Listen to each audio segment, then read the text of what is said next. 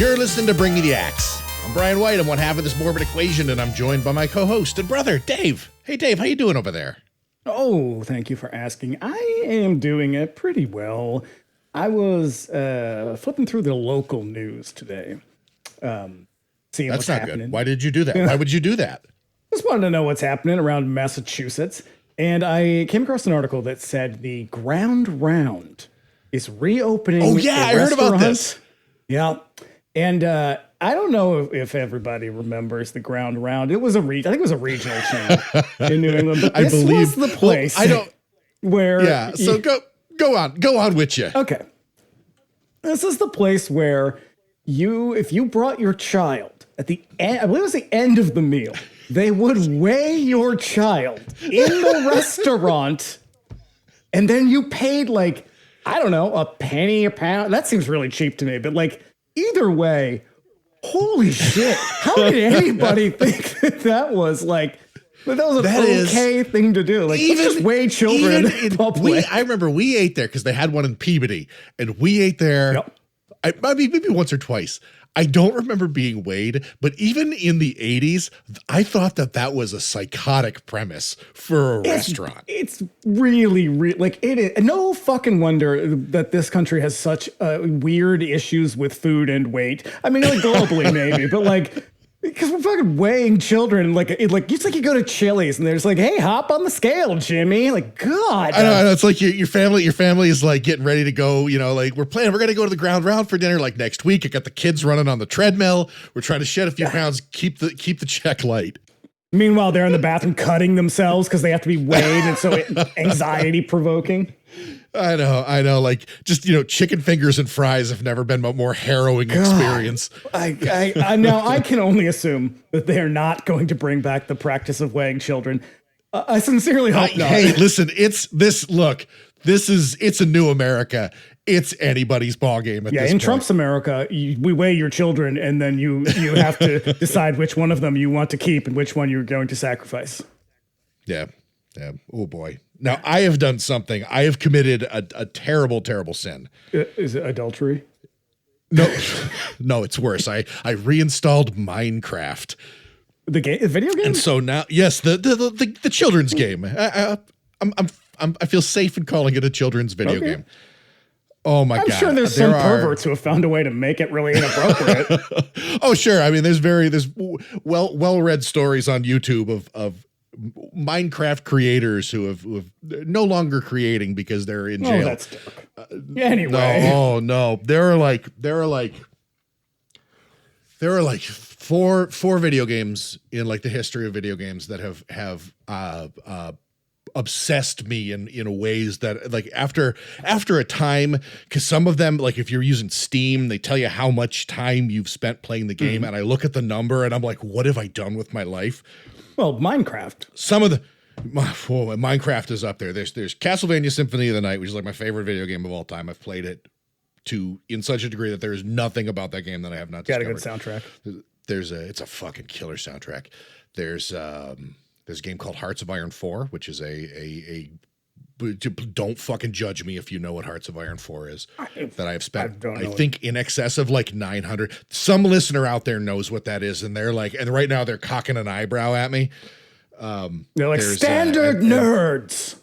Oh no, even worse. There are implications of Hearts of Iron 4 players. I am not one of them. And Minecraft is the other one where I'm going to look at the little timer that has counted up how much time I've sunk into. Project Zomboid is the other one. And that's going to tally how much time I have spent in that fucking game. And I am going to become very sad, but I'm going to enjoy myself on the way to hell. So, yeah. I play Super Mario Brothers 3. I like Super Mario Brothers 3 a lot. Okay.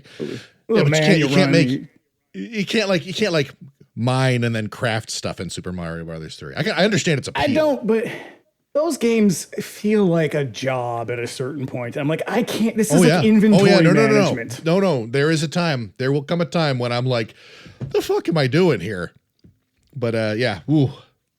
people. You'd be out on the road, post-apocalyptic, out on the road, and you'd be like, well, I can only carry 170 pounds. I've got to drop this repair hammer. If I smelt this copper, I can turn it into a suit of armor. Yeah, no. Oh boy, it's bad news. I don't know if I'm doing the right thing. Maybe I'll fall away from it sooner than later, but as soon as I pushed the button to reinstall it, I was like, have I done something terrible here? Well, let me and tell a you, terrible pall came over me. You don't know if you're doing the right thing by putting Minecraft back on your computer. I'm going to just tell you right now, you're not. It is not the right thing to do to devote this much time to video games. But you know what? Yeah. What the fuck else are we going to do? Talk about movies. Oh, Jesus Christ. I don't know. Enough regret. We practically grew up in neighborhood video stores, and the steady diet of utter garbage that those shops provided us with continues unabated to this day. And there's no one else I enjoy chopping it up with more about trashy movies than Dave.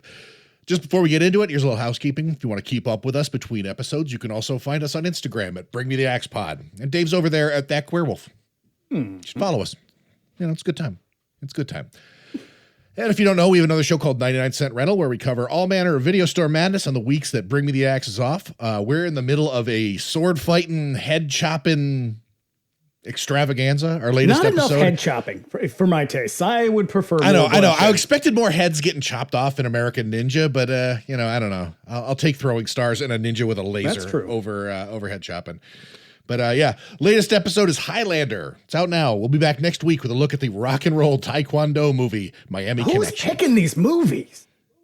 You picked that one somehow. I don't know how it got on there. I do not know how that one got on there. I'm pleased that it's there, but I definitely did not pick that one. Well, I've never seen it. I would not have put it on there, but hey, I welcome it. It's a fucking mystery. Oh boy, yeah. You can also contact us directly, bringmethexpod@gmail.com with any questions, comments, or suggestions. Do let us know if there's a movie that you love. We'd like to hear us give it the business. If you'd like to support us on Patreon, you can look us up over there at patreon.com/bringmethexpod. There's a couple of tiers you can join there. Subscribers at the $5 a month tier can look forward to our bi-weekly X-Files rewatch pod. Also, 90s history podcast. That really transformed in a way that I bring find that pleasing. to the table. People are like, oh, what do you add? And I love that. I know things that most people don't care about and have completely forgotten about. So enjoy. It's mostly us going, do you remember this song? And me going, nope. No. And then me talking about like what's going on in politics. And it's like, oh God, more things change. Or they stay the same. That's Do You Think I'm Spooky? And then our monthly Bring Me the X Millennium Edition is also in the package. It's a bonus episode in which we explore a modern horror movie. Our latest episode is the two of us just slogging our way through House of Wax. What a movie. What a movie that one is. Holy shit. Yeah. You also get my bi-weekly DJ show, Radio Free Haddonfield, in the weeks when Do You Think I'm Spooky is off. You can expect a surprising mixtape of everything from rock to disco to punk over there. Dave throws his hat in the ring every once in a while. You get a playlist from him. Also, all Patreon subscribers, even the free tier, get access to our Discord server. Paying members can get access to additional channels like voice and video chat, the watch parties option. We watch movies on Friday night, usually, and until further notice, typically the movie that we'll be talking about on Monday. So, we kind of get ahead of the episodes that way. It's fun. You should join us. I like when you say it until further notice, like we're going to have other movies. Like we're just going to start watching random movies. Who knows? I don't know. If I'm not too hung up on Minecraft, maybe we'll watch some other movies. Maybe I'll surprise y'all. Yeah. Once again, patreon.com/bringmethexpod. And lastly, if you like what you hear, you can subscribe to us wherever you get your podcasts. We're on YouTube. Search us by name and subscribe if you prefer to consume your podcast that way. And you'll be doing us a favor by leaving us a 5-star review on Apple Podcasts and Spotify. Do it. I don't know what you're waiting for. Please. Get in there. Tell me what your favorite. Yeah, what is your favorite Super Mario Brothers 3 suit, and why is it the Tanuki? It's the Tanuki suit. It's always going to be the Tanuki suit. But just get in there. Or maybe it's the giant boot. I would love to hear from somebody whose favorite suit is the shoe. If you listen on YouTube, do us a favor, give the episode a like and leave a comment. We love hearing from you guys. I just want to get that all out of the way right at the top of the show. Because, hey, Dave, this person looks familiar. Who does? Our guest? Me. Well, yeah. Our guest is not just really a guest seems like the wrong real insider at this point. I love that. She's a podcaster, of course. You're like the third Beatle at this point. Yeah, I love that. Podcaster, writer, fabulous lady, my dear friend Alaina Urquhart. Welcome back to talk about the 90s. Thank you. My favorite thing to talk about. I'm so excited. It's so much fun. It is. I feel like so we much do fun. this when we bring you back. It's always for the 90s. Like you've become our 90s Sherpa. Oh, I love that. Even though I was there, like we were all there. Hell yeah. We're all together in this. And by the way, were you talking about the House of Wax remake? Yes. With Paris Hilton in it? Because I think that movie is so fun. It was my idea. It was my idea. Oh my God, we should have had you fun. on for it because it's the two of us for like 2 hours just going like, and people watched this movie? And people were expected to watch so this fun. movie? It was a bad choice. All right. It was a bad choice. And I thought it would be fun. I think I love it. my where I ultimately landed on that one was like, this movie fucking sucks. But there were parts of it when I came out the other side of it, I was like, I didn't not enjoy myself. So it's thing. like it's House of Wax is a land of contrasts. Yeah. Yeah, you kind of have to not pay. Like, if I didn't have to take notes while I was watching it, I'm sure it would have been a real fun time. But like having to sit there and like write shit down, I'm like, I don't want to pay this much attention to this dumbass movie. Yeah, when you pay too much attention to it, I think it loses its luster. But when you just go in there just to have a good time, it's a good time. Like, is that House of Wax made of cheese and peanut butter? Yes, 100%. That's so gross. Well, I think we're gonna put that aside because I think that we can all agree that tonight's movie kind of rules. It does. Yeah, it's It a good rules. one. Yep. I love it. Yeah, so I'm so glad that we can agree on that because I'm gonna run the trailer and then we're gonna talk about it. Here we go. No more pencils, no more books. No more teachers' dirty looks. The students at Harrington High have always suspected their teachers were from another planet. Is this gonna be on the test? This is the test. This time, they're right.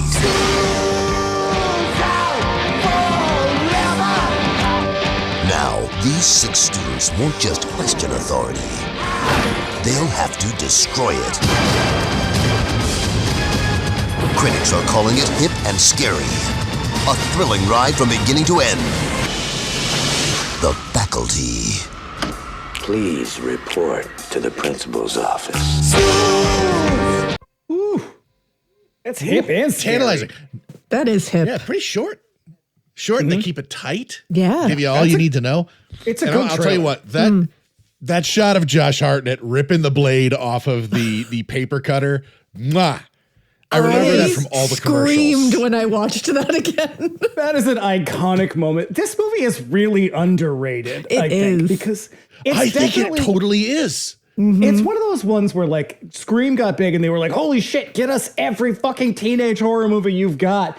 And which is precisely why this movie was made. Like this, our usual, like how this movie got made, like preamble, like before we talk about it, is going to be a little anemic because that's really all there was. Is they were like, hey, them kids really like those movies with other kids in it. So like, let's do that. And but like somehow, like in the years since this movie has come out, like there've been like numerous.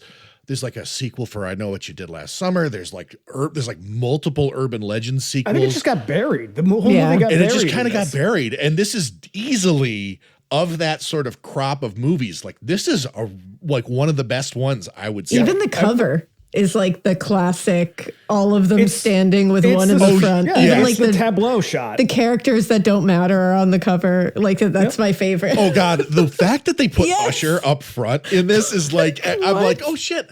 I was like, because I remembered, Usher's in the movie, and then I watched the movie, and I'm like, Usher's hardly barely in in this the movie, but he's on Yeah, the but cover. he must have been like, there must have been like a single or something that had just come out, because that's the only reason you So stick yeah, Usher in he's there. brand new at this point, because this movie came out when I was in school, and I remember there was all of the audio students were like super hyped about his record, because I think he recorded some of it down there when I was there, and so everybody was like talking about it and shit. So he was just like the hot new thing at the time. He was he a in bad She's person? All That too. Is around Usher a this bad time. person? Do we not like him anymore? I don't know. Is he one of the? I feel like he might. I couldn't keep. Yeah, I think you are definitely correct. I think. I mean, I don't know. You obviously. I'm gonna have to Like, look you know that up what? just in case we're bad mouthing Usher, and it turns out that he's he's a perfectly decent guy. Alaina would know, but she's too busy on Pope watch right now I to am- worry I am- about pretty much anything else. I am in for this whole thing. Like conclave is my new hyperfixation is the conclave. In the sense that you're excited over who they're going to choose Here's for the the new pope. thing. I don't give a shit Are you a about papist? the outcome. I just like the process is so fascinating to You know, me. you papists are really what's dragging America down these days. And then like I have my front runners now because I've been watching TikToks about Is Pizza Ball one of them? No, I don't think he's too conservative. I don't know who any of the all. I'm like, they're all. That's the Catholics. only. I don't. That's the only one. The only one that I know is that guy Pizza whose last Balla. name is Pizza Balla, Pizza Balla. because he makes me do the pinch fingers gesture every time I say his Balla. name. This This is a fascinating revelation. What turn of events? I was looking up if Usher is a bad person. And the verdict Let's see, is hold on, is Usher. So they just say, is he bad? you just look up his Wikipedia and see if he has Yeah, if he has a controversy section. I literally wrote like Usher Diddy ? Like just There you to go. see, like Oh, that I was think my. that's the context. I feel like there's some things, I knew it. but I Why could you think do it to me? yeah, I think it's kind of like it's a little bit of a gray area right now. I don't think there's anything like that I saw concrete yet. just allegations, around. insinuations. He's around, so All right. Well, let's talk some facts here, shall we? So the year was 1998, I do remember it. year of our Lord. So here were some other horror movies that released in 1998. Bride of Chucky came out that year. I've never seen it. Really? wow. No, I've only ever seen the first two. I'm shocked. I don't much care for that. You can skip the franchise. third one. The third one is bullshit. Bride of Chucky's pretty good. I would say fun. all the sequels are to that series are stupider and stupider, but like in a good way. Yep. Is that the one? Jennifer Tilly or Meg, Yes. Meg Yes. Tilly? Jennifer Tilly. Yeah. I do like her. I She's love good. Jennifer Tilly. Yeah. Yeah. Okay. We've also got Halloween H2O came out. That came year. out like 6 months before this movie. I loved Halloween H2O. I still kind of do. It's fun. I want to Okay, watch that again. I will keep my mouth shut. It's not a good movie. It is by no means a good movie. No, but it was oh, No, fun. I'm very unkind to basically all of the Halloween sequels. Honestly, I don't think they're- blame you. With the exception of the third one, only because that's not really a Halloween movie. I but actually like the love Michael that one. Myers sequels, I just don't care for any of them. I think of the everything after 5, that one is, I think, pretty watchable and pretty enjoyable for a couple of reasons. I think LL Cool J is great in it. It's a great character. He pulls it off pretty well. I think that the Laurie Strode of that movie feels like the most authentic in the kind of arc of the character. Like that's where you think she should be. Yeah. Like, she's a raging alcoholic and she's kind of unapologetic about it. But it makes the most sense. The rest of them just are garbage. Yeah. And the one after that is real garbage. But I think that one's kind of fun. I agree. In that it feels like this. It has this Scream era teen horror slasher vibe to it. And I think I really appreciate that part of it. Agreed. Like it feels like it comes back to the roots of the genre, which were, I mean, at the time they weren't, but like they are now synonymous with a slasher film. Yeah. And they're fun in that way. All right. We also had I Still Know What You Did Last Summer. That movie is not good. That's a wild movie. I've never seen this one. The tanning bed scene forever. I mean, the big reveal of that movie, buckle up, plug your ears if you don't want to know. The big reveal is that the killer's name is Benson. Ben's son. No. Yeah. Will Yes. Benson. Will so it's Ben's like Will son. Ben's son. It's like, why don't you just hit me in the face with it? Why don't you hit me with your car? Of course, go back and listen to our I Know What You Did Last Summer episode. It's a doozy. It's another one that I thought would be funny and wasn't. We had fun with that one, I think. Also in 98, Urban Legend. Be Still My Heart. That is one of my We'll get favorite to it. movies ever. No shit. Okay, I Alaina, we're gonna do Urban Legend, and you're coming on to do it. Yes, I will ride hard for that. I can't promise you that it won't be like Blair Witch.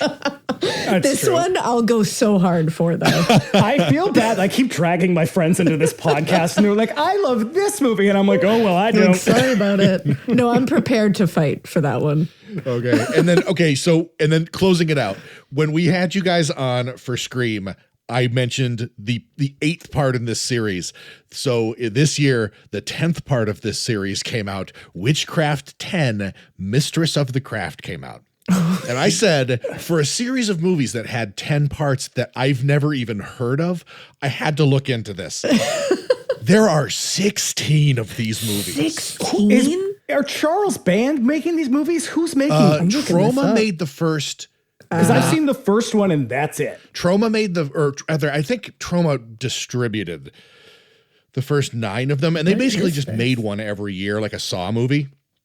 But one of the things that they do have is a little chart of like all of the productions and the sequels and their budgets, and the budgets declined significantly until this very entry into the series, Witchcraft 10.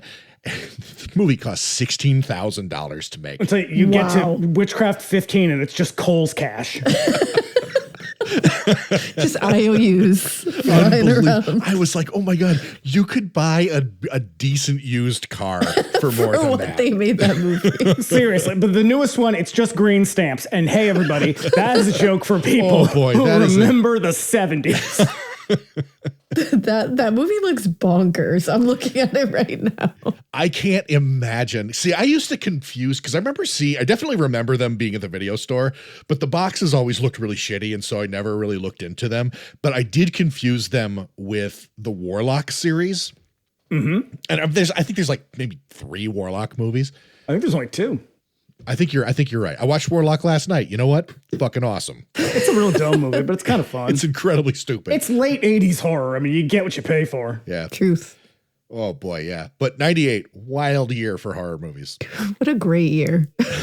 I will say though, because the 96 to 98 was the real rebound. Like that was we're coming back, baby. Yep. And they gave us all that they had. And it turned out that all that they had were really like 6 movies. But And they were all being pretty produced good. by Miramax. We'll take them and we'll love them. Yeah, they were all written by Kevin Williamson.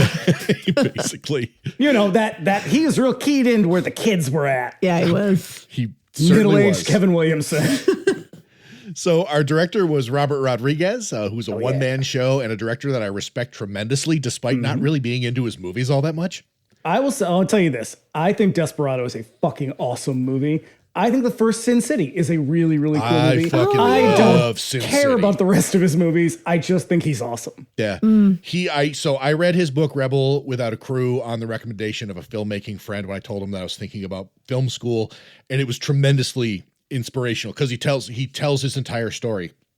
He made El Mariachi almost entirely on his own.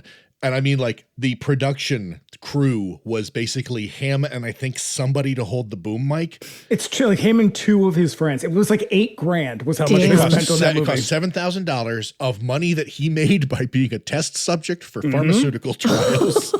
Okay, I love him now. Yeah. He took it to Hollywood. And so when you watch El Mariachi, it has like a proper like credits list, even though he's the only credit really, plus his cast.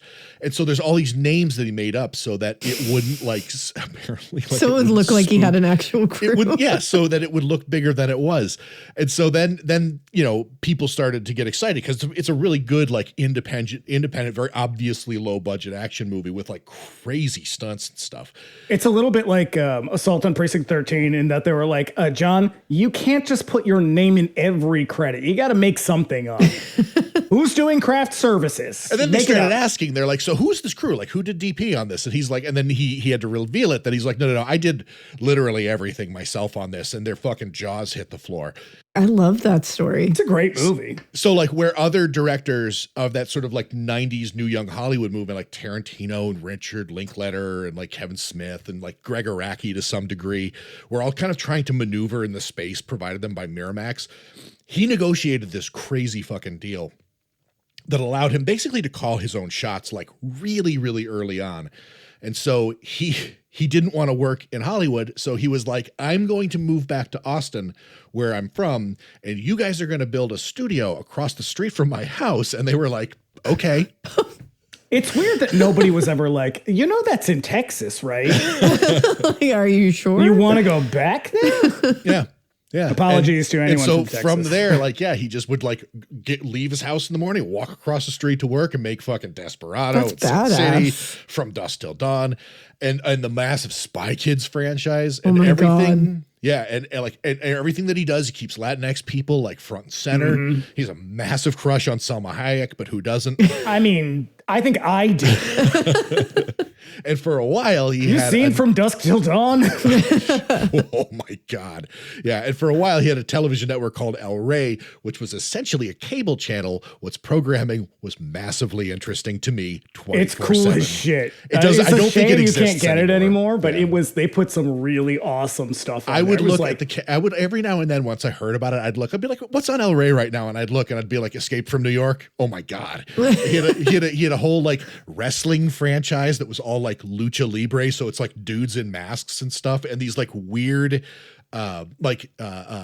dramatized moments of like good guys versus bad guys and stuff in it. That was like really intense telenovela type stuff. Mm-hmm. It's incredible.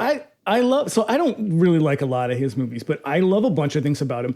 I think unlike hackety hack fucking Quentin Tarantino, I think that Robert Rodriguez is a lot like Rob Zombie in that like this is a person I had the who same exact thought as I genuinely was writing that. he just loves genre film, loves it. And you can tell, and he wants to share that love with you. However, unlike Rob Zombie, and I'm a Rob Zombie defender, Robert Rodriguez is insanely talented. I just don't think he makes movies for me. I think he makes movies for him and to a certain extent his children, which is nice. Yeah. I love that like he is like, I am Mexican and I'm going to make Mexico and Mexican people the sort of like the crux of my films. I'm going to put them front and center. Yeah. Love that. I love that he pulls like he's constantly using Tito and Tarantula in his movies, which is great because I love them and think they're awesome. His soundtracks are really killer. Like he's just really, really talented. Oh yeah, in he's a way really good that's guitar genuine. player too, and he has that whole Chingon band. Oh my that, God. He's a very, very He's so interesting varied. guy. He's multifaceted. And if you buy like DVDs and Blu-rays of his movies, there's I don't know about recently, but he used to always have a cooking segment on them. Love it. What? He Yeah. cooks too? Yeah, and so when This man. when Sin City came out, I bought it and I was just like looking through all the extras because like the production of that movie is really interesting because it's like entirely in green screen. It's highly stylized, and so I'm like, let's look all this up. And he's like, then there's like this one. It's like Cooking with Robert, and it was like him making like a breakfast burrito and like telling you exactly how to make it and like how to fry the potatoes and stuff. So I made it. It was the most delicious breakfast burrito I've ever had. So. Hell yeah, Robert. I mean, he gave us fucking Danny Trejo. Because of Robert Rodriguez, we now know and love Danny Trejo. Not that he wasn't in movies before that, but no one knew who he was or cared about him. And that's a gift. Yep. Yeah. Good God bless him. I know. So our cast includes Josh Hartnett, the retcon son of Laurie Strode in Halloween H2O, which also came out, like I said, in 98. Because of this role and several others around this time, which cast him as a cute boy number one, he eventually ducked out of the spotlight and took on smaller parts in more serious fare, stating a powerful discomfort with existing in that world. You've also seen him in 30 Days of Night. The recent sorry you're hot, Josh Hartnett. Jesus Christ. You know, I felt like when he was like this, like the young hot guy, I did not think he was attractive at all. Like I did not understand the Josh Hartnett thing at all. In this movie, people like went nuts and I was like, really, everybody? What about 30 Days of Night? Yeah. Have you I seen was Penny, like, okay, have you I seen get Penny it. Dreadful? He's great in that. later Josh Hartnett, like older Josh Hartnett, I was like, okay, I get it. Like he aged very well. Yeah, Penny Dreadful's not a very good show, but he and Eva Green make it worth watching. I wish that they would either reboot it or just re-release it. So that but the reboot was not good. Oh, so you want a reboot of the reboot? I want them to go back and do the Universal Monsters thing that they were doing when it was like not really Universal Monsters. Just it was. It just didn't work. Like I think the writing on that show was bad. But he and Eva Green. I think Patty LuPone was incredible on it. Is Timothy Hutton in that? Is that who that is? Who? Timothy Hutton? Is that him? No. Oh God. James Bond. I can't remember his name. Not Roger Moore. Timothy Dalton. Timothy Dalton. He's okay in that, but like Eva Green and Josh Hartnett are fucking fantastic in that show. Yep. If you ever want to see one of the greatest performances, I think, in all of television, I think it's episode 2 where she does a seance and she burns it down at the end. It is like the greatest moment on television. It's so good. That show is criminally unseen. Yeah. Have you seen that horrible movie Trap with him in it? Yes, I think it's in our roundup from last year. Didn't I watch it with you? John and I watched it together, and we could not stop watching it because we were like, this is the funniest thing I've ever seen in my life. Like we were like, I am having so much fun with how bad this is. Oh no, I watched this year's worst movie with you. Oh yes. Yeah, you did too, we were not kind to Trap. As you shouldn't be. Terrible movie. But I will say Josh Hartnett does try to make the most of it. It is fun to watch him just sort of go wild with this incredibly campy character in this dumbass fucking movie. That's the thing. When I saw him, I was like, first of all, again, he's aging like a fine wine. So I was like, well done. And also his like the way he was in that, I was like, he has potential to play a really cool, scary character because he's good at it. He just didn't have anything to work with in that movie. But I was like, I think he's a killer in his newest movie too. I think little moments of that movie, I was like, "Ooh, he's really good in this role." If he had anything, and then to they work just with kept cramming what's his face's daughter in your face. They're like, I don't care. You watched an entire concert. That was all just for her music career. Boo, Trap. Yeah. It's real bad. We've also got Elijah Wood, who's a child actor turned one of the most recognizable stars in the history of modern Hollywood, thanks to his run as Frodo Baggins in Peter Jackson's Lord of the Rings. But I feel like that all just kind of goes without saying. He's also a fan of horror movies, and I think we should get him on the podcast. So if you know Elijah Wood, tell him to call me. Let's get Elijah. If that's not enough, look, Elijah Wood was like my Hollywood crush from, I'm going to say like 15 to roughly now. So maybe he's so little in this movie too. He is. Maybe we can get him. We can get anybody. I've got connections. Shh, don't tell anybody. We'll tell anybody where the connections come from. Yep. He's currently starring as the villain in the new Toxic Avenger movie and guest stars occasionally on Yellow Jackets. And apart from that, is a founder of the company Spectre Vision, which brought us offbeat horror movies like A Girl Walks Home Alone at Night, which is great. Great movie. The Greasy Strangler, which I've never seen. I just like saying the name. It's a less great movie. That sounds horrifying. It's okay. And Mandy, which is a movie that I love. He is also, I think, was one of the backers, like the main funders behind Made by Mutant, the new company from the guys that started Mondo and Death Waltz. Shit. Oh, yes, that's right. He's sort of like he's not like front and center. I think he's just a money guy. Yeah. Look at Elijah. They're doing interesting stuff. He's a busy dude. He is. Yeah. And rounding out our cast, Clea Duvall.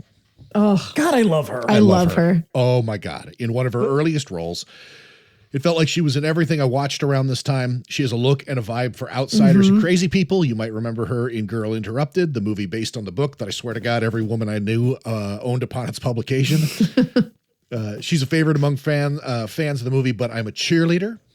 And she continues to act and also does a bit of directing these days, comedies like The Intervention and Happiest Season, and recently showed up with her friend Natasha Lyonne in the show Poker Face, which I've seen a few episodes and enjoyed quite a bit. She was also in She's All That, too. She's on Veep, and she is one of the best characters in a show that is everybody in that show comprised of incredible characters. Everybody in that show is throwing comedy haymakers. It's not fair. She is fantastic. She's like the I don't know, the head of the, what do they call the Secret Service? Like the president's detail. She's like the leader of that. And she's a very, very serious, no nonsense lesbian. And she is really fantastic in that role. She was great on Carnival too, which we just talked about that's right, on our other thing. Yeah, we talked about Clancy Brown. It's tough to narrow this one down to just a few names, though, because this movie is fucking stacked with cast. It is. We've got Piper Laurie, Usher, Bebe Neuwirth, Famke Janssen, Jordana Brewster, Jon Stewart, Christopher McDonald, and Robert Patrick. They also appear in this crazy-ass movie. I will say Bebe Neuwirth elevates this movie to a level it has no business being at. There's not enough of her in this movie. No, not even close. She and Piper Laurie, I could have watched just a movie about that. I want a remake of Persona that's just the two of them. And apparently Charisma Carpenter from Buffy was supposed to play the Delilah role. Yeah. Yep. And I kind of wish she did. Buffy, Sarah Michelle Gellar was also one of the alternate. Well, we'll get into it because there's a bunch of alternative casting stuff. Yep. Yep. So there's a few taglines, and So here's the one that was on every poster. 6 students are about to find out their teachers really are from another planet. Oof. Oof. Get the fuck out of here. Terrible. There's also Take Me to Your Teacher. Okay, that one's pretty good. Yep. I think that one's pretty good. Bad. They're so bad. They're so bad. And the last one is so fucking annoying. Meet the Alien Generation. Oh. There's a bunch of them, but I could it's not. Like they let Harvey Weinstein that one gave me write the ick. them. Yeah, there's like a shitload of like taglines for it, but I could only find posters that had those 3 on them. Damn. Yeah, those are the 3. I also scroll. I mean, short of getting into some Google Translate, those are the ones I could find. Oh, yeah. There was a bunch that are like in German and stuff, and it turns out that it's just the main one in German. Water people are thirsty. So following the breakout success of Scream, every studio was on the lookout for the next big teen ensemble movie. This movie was produced from a script that was originally called The Feelers. Gross. But I know what Hate that title by David Wechter and Bruce Kimmel. That was sort of a known quantity around studios, but body snatcher movies weren't terribly fashionable in the days before Scream. Following that, any script that had the potential to be stacked up with a sexy young cast was grabbed up and thrust into production, evident in some of the movies also released in 1998. Miramax bought it, and knowing what Kevin Williamson's screenwriting credit could do for a movie, they threw it over to him to doctor up the dialogue and give it the smart, self-aware qualities that made Scream such a hit. And I'm going to say, I'm going to come out on right up at the top here. I don't think you needed Kevin Williamson for this movie. I think he may have actually done maybe a disservice. Ooh, because there's some not great. I think the story's okay. I think there's some dialogue that's like real fucking clunky. And when we get to the end, I have a huge problem with the ending. I cannot wait to talk about the end because I am so disappointed. Because it is clear that this movie, one of the biggest influences on this film is Breakfast Club. Yeah. Oh yeah. And I think you could have jettisoned that whole fucking plot and just stick with Invasion of the Body Snatchers. Yeah. That's it. That's all you need. You don't need this dumb and then everybody goes on a hero's journey and we learn a little bit and we come out better in the end. And by better, we mean not a lesbian and not goth. Yep. Right. Happy and white and normal and adjusted. Yep. I would say arguably at this time, Williams was better known for Dawson's Creek. The dude was on fire, could not be stopped. He turned this movie out in favor of because they wanted him to direct it. And he was like, no, I'm doing Teaching Mrs. Tingle. Oh my God. That has got to be the biggest fucking misfire. When he's like, you can do anything. It's like when they're like, Sam Neill, you were just in the biggest movie ever fucking made. What do you want to do next? And he's like, well, there's that weird Hellraiser in space movie that sounds interesting. Teaching Mrs. Tingle.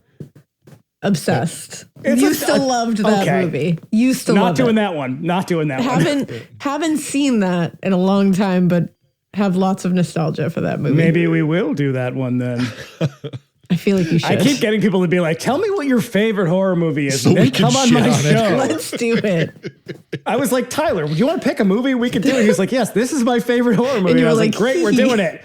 I hope it's not terrible, though. I'm coming for Urban Legend. I'm coming for Teaching Mrs. Tingle.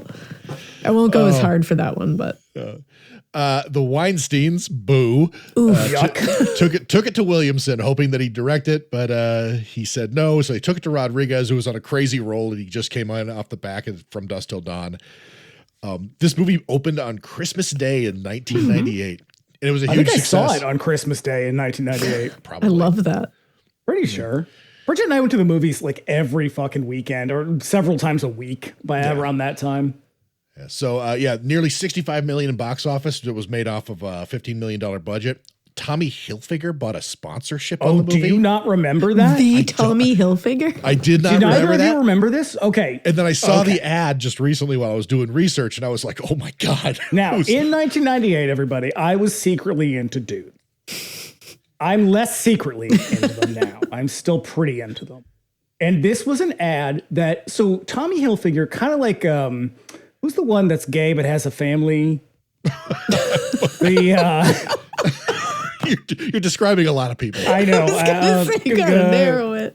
I mean, Mike Brady, that guy Chrisley on USA. I don't know. Who's the one that Mark Wahlberg? Not Tom. What the fuck is his name?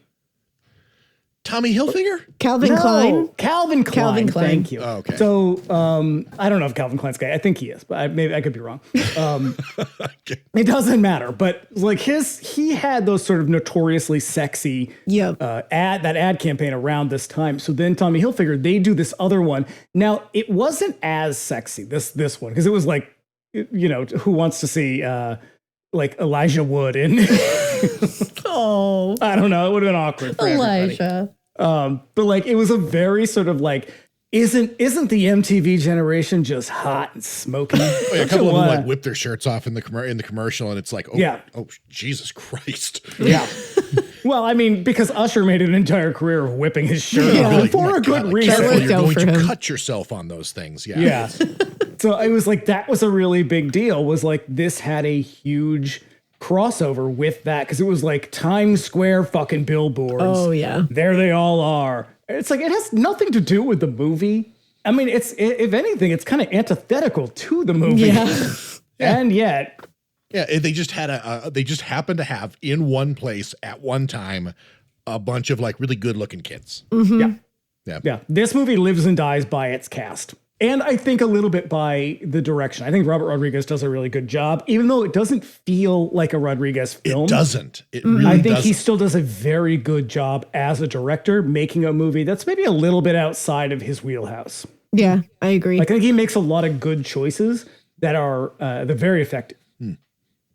Yeah. There was some alternative casting for this, as you mentioned. Charisma Carpenter as the Delilah character. I would have loved that. They wanted, I don't know. She's Sarah Michelle like, Gellar for the Mary Beth character, I think. Mm-hmm. Yeah, we've got that. We've got who else? Sarah Michelle Gillian Gellar for Anderson Ooh, was approached for Principal Drake.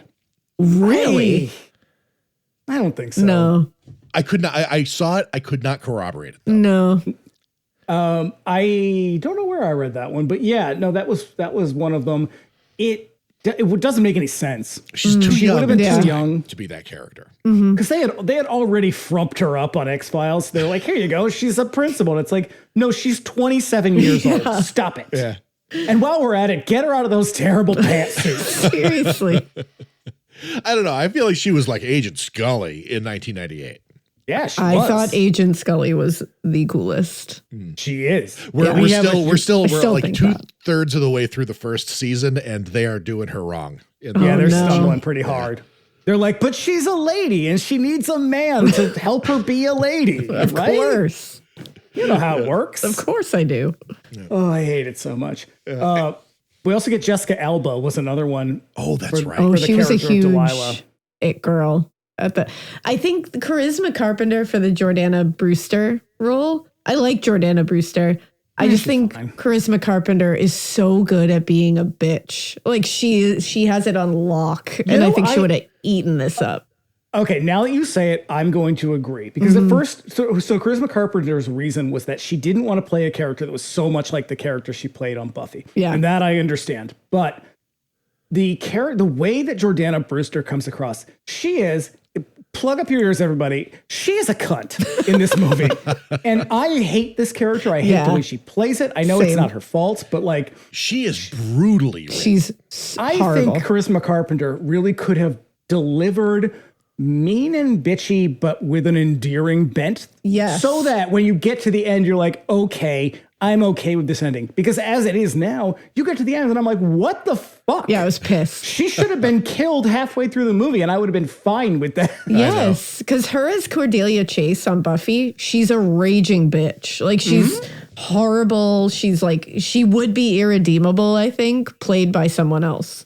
But Charisma Carpenter is so likable and she plays it in such a weirdly endearing way that I think she would have done the same thing here. And then I would have like rooted for her at the end. She was 42 years old at the time, though. So it would have been hard for her honestly, to do high school. Look at her now and she looks the exact same. Yeah. She's an ageless, like... It's not fair. Yeah.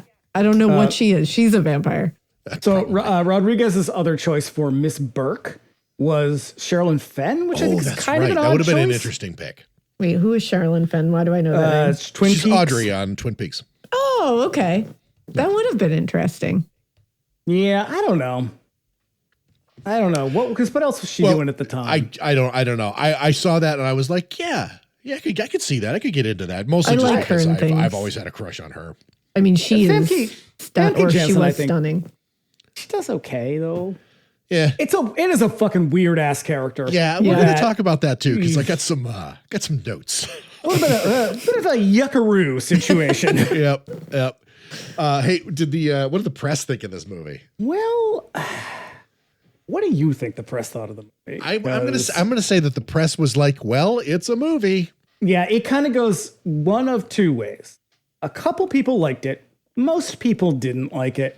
But I've got three. So I picked the three that I could find that were sort of most representative of the kind of consensus approach. So here we go. This is Lawrence Van Gelder, a New York Times, the paper of record, the old gray lady, as they say. Quote, like Frankenstein, the faculty plunders the crypts of cinema for its body parts. But this mediocre sci-fi horror film about an Ohio high school being taken over by thirsty space aliens intent on world domination breaks no new ground. God, use some punctuation, buddy. By contrast, The Faculty opens with a clunky, bloody, cheap-thrilled sequence that colors what happens afterward with triteness. Yikes. I've got a summary on some of this too, so just bear with me. Now we have Kevin Thomas, Los Angeles Times. Okay. Quote, amid the traditional year-end deluge of prestige pictures, smart, lively, and unpretentious exploitation picture is always a welcome treat. And that's exactly the pleasure of seeing The Faculty. A rip-roaring collaboration between Robert Rodriguez and Kevin Williamson. This well-crafted film plunges into universal teenage fears and emotions.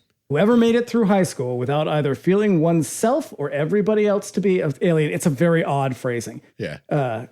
But anyway, he likes the movie. See, he gets it. He gets it. Also, I love anybody who uses the phrase rip roaring. I was literally just about to say that. If you say that in a review, I'm in. I'm in. It's up there. It's up there with my love affair with the phrase highfalutin. Have you read Alaina Urquhart's newest novel? It's a rip roaring good time, and one of the characters is named after me. Hey. All right, finally, last one. Monica Eng, Chicago Tribune. I can't tell if that was a plug for you or me. I don't know. For both. It can be both. Okay, Monica Eng, Chicago Tribune. And I have this one highlighted in yellow on my screen. Despite the stable talent that The Faculty has attracted, it doesn't add up to the kind of smart, self-referential spoof on sci-fi thrillers you might expect. Regardless of the reviews, this is a film that will almost surely score with a teen viewership that has demonstrated an almost insatiable appetite for this kind of thing. The reason I highlighted this in yellow is because, hey, Monica Eng, shocking that people want to see themselves on screen, you dumb bitch. So like this of course it's going to be popular with teenagers. It has, the whole review has this tone of like, the kids are going to go see it anyway because they don't really know what real movies are. Losers. Eat a dick, lady. I don't know, what was it? Patch Adams opened on the same day as this movie. I'm sure she fucking loved it. So a lot of the reviews, the reason I pulled these three is a lot of them are very, very dismissive, which is not that uncommon. This is, mid to late 90s. People have very dismissive of horror in general, but like this one had a particular ring, like a tone to it that almost sort of is like, aren't we past this? Aren't we better than this now? And it's like, lady, we are never going to be better than this. Also, this movie's great. Shut up. I don't care for that. It's fun as hell. Yeah. Yeah, it has a real, Chicago Tribune, Gene Siskel couldn't be there, so I guess she had to fill in for him or something. Like, it's real dismissive in a way that it's like, shut the fuck up. It is super dismissive. Let the kids enjoy their films, and they're seriously terrible soundtracks. Oh my God, this one, outdone only by I Know What You Did Last Summer. Look, as soon as I put this on, I was like, oh my God, I forgot the soundtrack to this movie is very much like I Know What You Did Last Summer in that it assembles the weirdest collection of music. Yeah. And I have it written down. So the big takeaway from it is the Class of '99, which is a supergroup featuring Lane Staley from, I want to say Anthrax, but I think it's Alice in Chains. I don't know why I'm stumbling. Tom Morello from Rage Against the Machine. Stephen Perkins from Jane's Addiction. Martin Lenoble from Porno for Pyros. It's basically just, Jane's Addiction, Porno for Pyros. And then Matt Serletic, Collective Soul. So they're like kind of a super group. They do like 4 songs. There is a Creed covering Alice Cooper, which never needed to happen. When we heard that the other night in the Discord, I just was like, I cannot believe what I'm hearing. My ears are bleeding. Yeah, look, the first, horrific. I'm going to say 4 Alice Cooper records are exquisite. They are some of the finest rock and roll to come out of Detroit.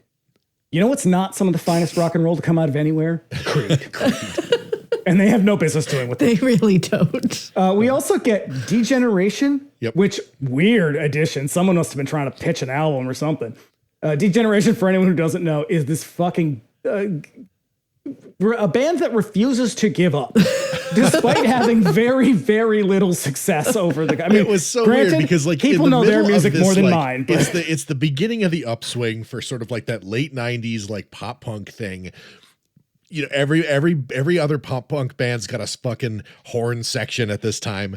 And here comes this band who is modeling themselves after the New York Dolls. Because Jesse Malin was like 48 when they recorded this. He's Joe King. He's the perpetual teenager. We also get, hopefully without, the complications, if you know what I mean. If you know, you know. I don't think they know. If you know, you know. Yep. You also get Soul Asylum late in their career, but whatever. Stabbing Westward, who I think also show up on. I actually liked Stabbing Westward. I know you do. We've had this conversation. I liked Stabbing Westward as well. Their first album's pretty good. It is. And then we get Sheryl Crow, Sean Mullins, and Oasis. So weird. It's such and finally, we do get what I think is a fucking killer song. The Offspring, The Kids Aren't All Right. Oh, yeah. That song's great. Yeah, it's a great way to start the movie, too. Yeah, it's a perfect I think that's opening. that might be their best song. And I'm not a huge Offspring fan, but I think that song is really, really good. Agreed. And so, yeah, we got another fucking weird-ass soundtrack where they're like, hey, everybody, Atlantic Records has a bunch of new bands they really want you to listen to. A real banger of a soundtrack. Mm-hmm. We got these for cheap. Here you go. Yeah. We paid for the Offspring song, but that's it. It feels like they just threw a dart at like a chart of all the Oh no, it was like every song available. It's like I Know What You Did Last Summer. They're like, hey, what are the kids really into right now? Oh, I know. Typo Negative. Yeah, Typo Negative covering, not just Typo Negative covering Frank Sinatra. It's amazing. Covering Seals and Crofts. Is it? Oh, that's right. I love that. So yeah, if you don't know, usually the way that stuff like this works, if you don't have a dedicated team that is putting together like something like a Tarantino soundtrack where someone is very intentionally curating music for this movie, what you tend to end up with on like throwaway sort of lower budget movies is the studio will go to a record label and say, look, we want this band and this band to do songs for this. And they're like, okay, fine, we will do that. However, you also have to take these 9 songs from our latest, like, you know, signees, and you have to put them on it as well. That's why on Scream you get like bands like Republica, like just shit bands you've never fucking heard of before. And it's because they're like, oh, we just signed all these. We've got to get them somewhere. And so that's usually why you end up with a really awesome song from The Offspring, whatever dumb bullshit the class of 99 is doing, and then a weird ass collection of music. That is how that usually works in the making of soundtracks. Yeah, I love it. But the rest of the score is by Marco Beltrami. And No, it's fine. yeah, it's fine. It's not. I do not like Marco Beltrami. I think he's So shall we talk? Shall we begin where we begin? begin with the begin. All right. So we open on football practice. Red-faced and screaming. Heart pounding. Veins clogging. Veins clogging. It's T1000. Keep your eye on the sandwich. Is that a bear in there? So Coach Willis screams at the football team for being so shitty.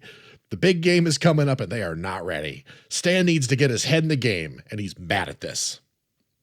Yeah. I was not present very much I was not present for most of my life, particularly in high school. Is this what football is like in high school? I doubt it. I maybe, but I doubt it. You were only slightly more present than I was. I feel like maybe in like the southern states, it's like this. Like at the time when he turns around and he like lifts up the bench and throws everything over, I'm sure like somebody must have looked at that and been like, is he okay? Man, Everything all right. get a fucking wife or something. I don't know. Or it's like cross stitching. I feel like in like Alabama, this They is how it definitely need is. to get a wife in Alabama. Yeah. So somebody comes up behind Coach Willis while he tries to get the malfunctioning sprinklers under control. And Okay, here's my question. ominous. Here's my question, though. So he's not. We will come to find out that these aliens love water They do. for some particular reason that is not really ever made apparent. And here he is. He's not an alien yet, but he's not trying to make the sprinkler work. He's like beating the shit out of it. He's like muffling it. Why is he beating the shit out of the sprinkler? Because he's got anger issues. Okay. And it's the sprinkler's fault. Well, So obviously. Now, at a faculty meeting, Principal Drake delivers the bad news to the rest of the faculty. All the arts and science programs won't get the money or equipment that they need, just like reality. But the football team is getting everything they need, just like reality. Just like reality. yeah, it's because she says this is a football town. And look, here we're going to get, this is where we're introduced to the kind of core, the faculty, the titular faculty, if you will. And it is, Piper Laurie is the theater director, the theater department. Yep. I don't know. I actually don't know a lot about Piper Laurie's career, though I was watching Francis the Talking Mule film the other night. And who do you suppose pops up in the movie but Piper Laurie? She is perhaps best known as Margaret White from Carrie, or Mr. Toshi. Is that the character's name on Twin Peaks? Oh, The real misfire character, real bad choice they made. yes. Where Piper Laurie, in a real kooky subplot, disguises herself as an Asian businessman. Yikes. And I mean, they lean fully into the stereotype. We're swapping out L's for R's left and right. Oh, no. It's real bad. Oh, no. But what I don't ever think of her as is like a really sympathetic character. And that's why it feels like weird casting to me. Yeah. It's obviously stunt casting because of who she is, but like having her play this kind of like, she's not dopey, but she's like a real, like a kind of nice lady who really only for a few minutes because like once she turns, this is the Piper Laurie that everyone knows. Well, that she turns and she's just like, I might have known it'd be red. But in the beginning, she's like she's like a little bit of like matronly. Yeah, it doesn't work. She's got a little frump to her. Yeah, she is what Nina Garcia would call mumsy. Yes. I described her the other night as lumpy. You did. I said that was 100% accurate. A little lumpy, Yep. So as they all leave, Drake has to go back into the school to get her keys, where she ends up cornered by Coach Willis, who's doing a 12 on the 1 to 10 scale of sexual harassment. Look, Absolutely. I had a lot of weird moments with Robert Patrick in this movie.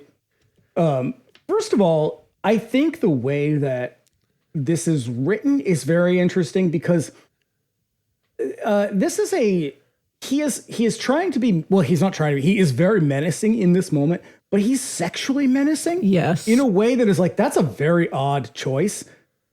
And it is as though this is a thing I think Kevin Williamson is kind of good at doing, is saying, hey, everybody, here's a thing we know is a problem.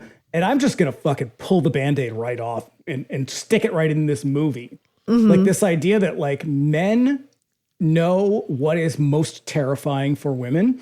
And this is one of the things. And so even though he is what he's trying to do as an alien is just be menacing, but he knows this is the thing that's going to be most frightening. Yeah. It's really uncomfortable. Like it is a very effective scene in a movie that is otherwise a little bit campy. Yeah. Mm-hmm. Yeah, this part is chilling. Yeah. But then after he's being really rapey, my note is, was Robert Patrick hot for a minute? Like maybe in the right light and from the right angle? He's got it together in this movie. I mean, we do see his ass in Terminator 2. And I was just like, huh. Because I've always kind of liked him as an actor. Yeah. And like he's great. What's that show with John Cena? Oh, The Peacemaker. Yeah, he's really good in that, even though he's a fucking monster in that show. He's really good in that. But I was just like, he's always been this kind of like very chiseled, gruff guy. I'm looking at him in this movie and I was like, oh, how about that? Like, you know what? Yeah, he's like carved out of marble in this one. Yeah. Like he has a jawline that's like could cut you.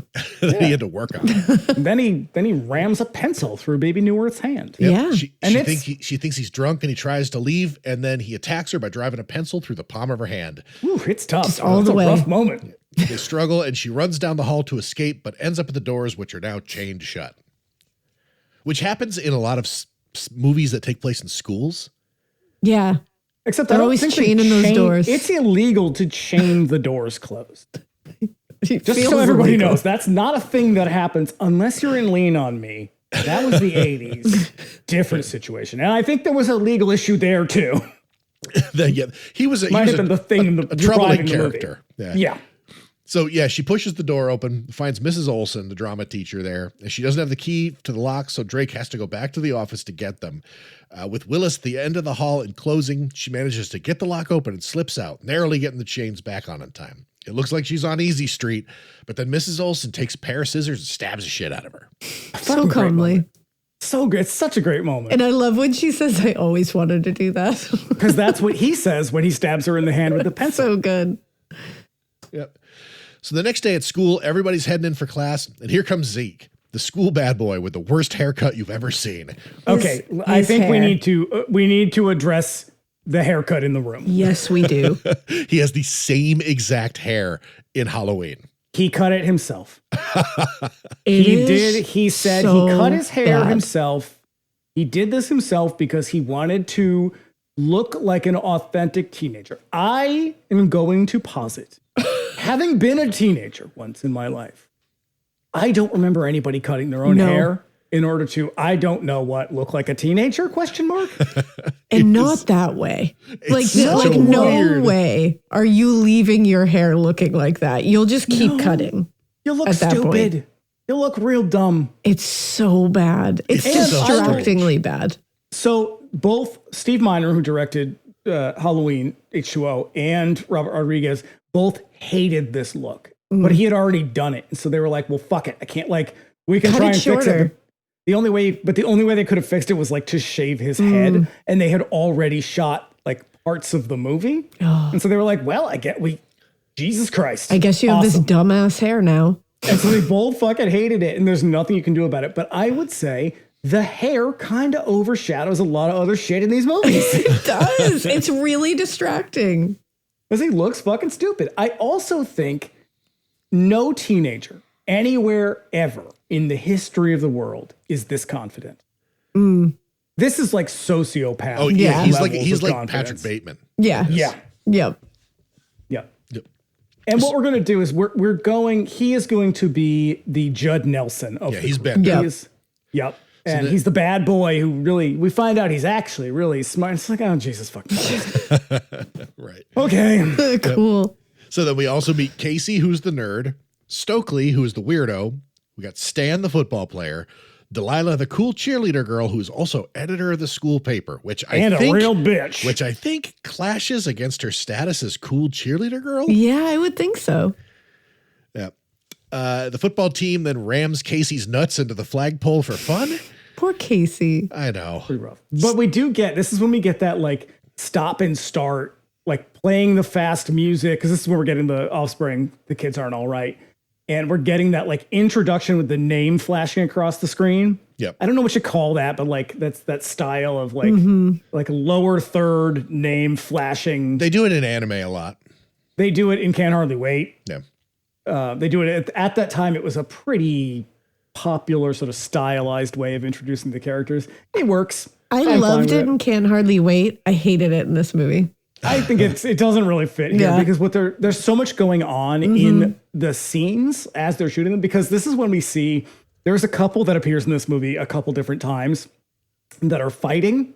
Oh, Yes. Yeah. So at first, in this particular scene, there's these girls that are like beating the shit out of each other. And my note just says, these girls fighting in the street feels so Winnicott High School. Oh my God. Oh my God. When the fighting couple came through. Yep. When in my like last couple of years after I'd been thrown out of Catholic school, they for not wearing a tie, might I add. Oh, then you deserved it.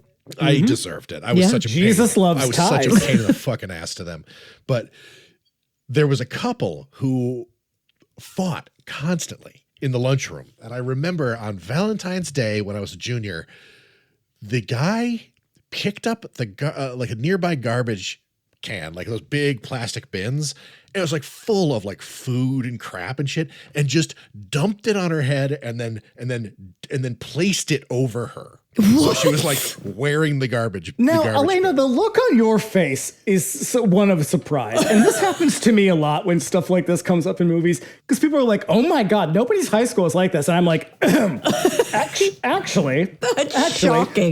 Because this high school also has a fucking look about it. Like, I couldn't tell if it was one of those ones where they scouted out a location that was like, it used to be a school or something like that. Yeah, it does have a look to it. The paint on the walls is like peeling. Yeah. Like everything's dirty and stuff. It's a weird setting. It's very icky. It's such a hostile school. Yes. Yeah. So on my first day of high school in Winnicott High School, Hampton, New Hampshire, there was two girls got in a fight in the art room, and it spilled out into the hall. And I mean, they're like rings off, hoop earrings out, it spills out into the hallway, and they are literally chucking handfuls of paint at each other and like rubbing it at each other's hair as they they're dragging each other to the ground.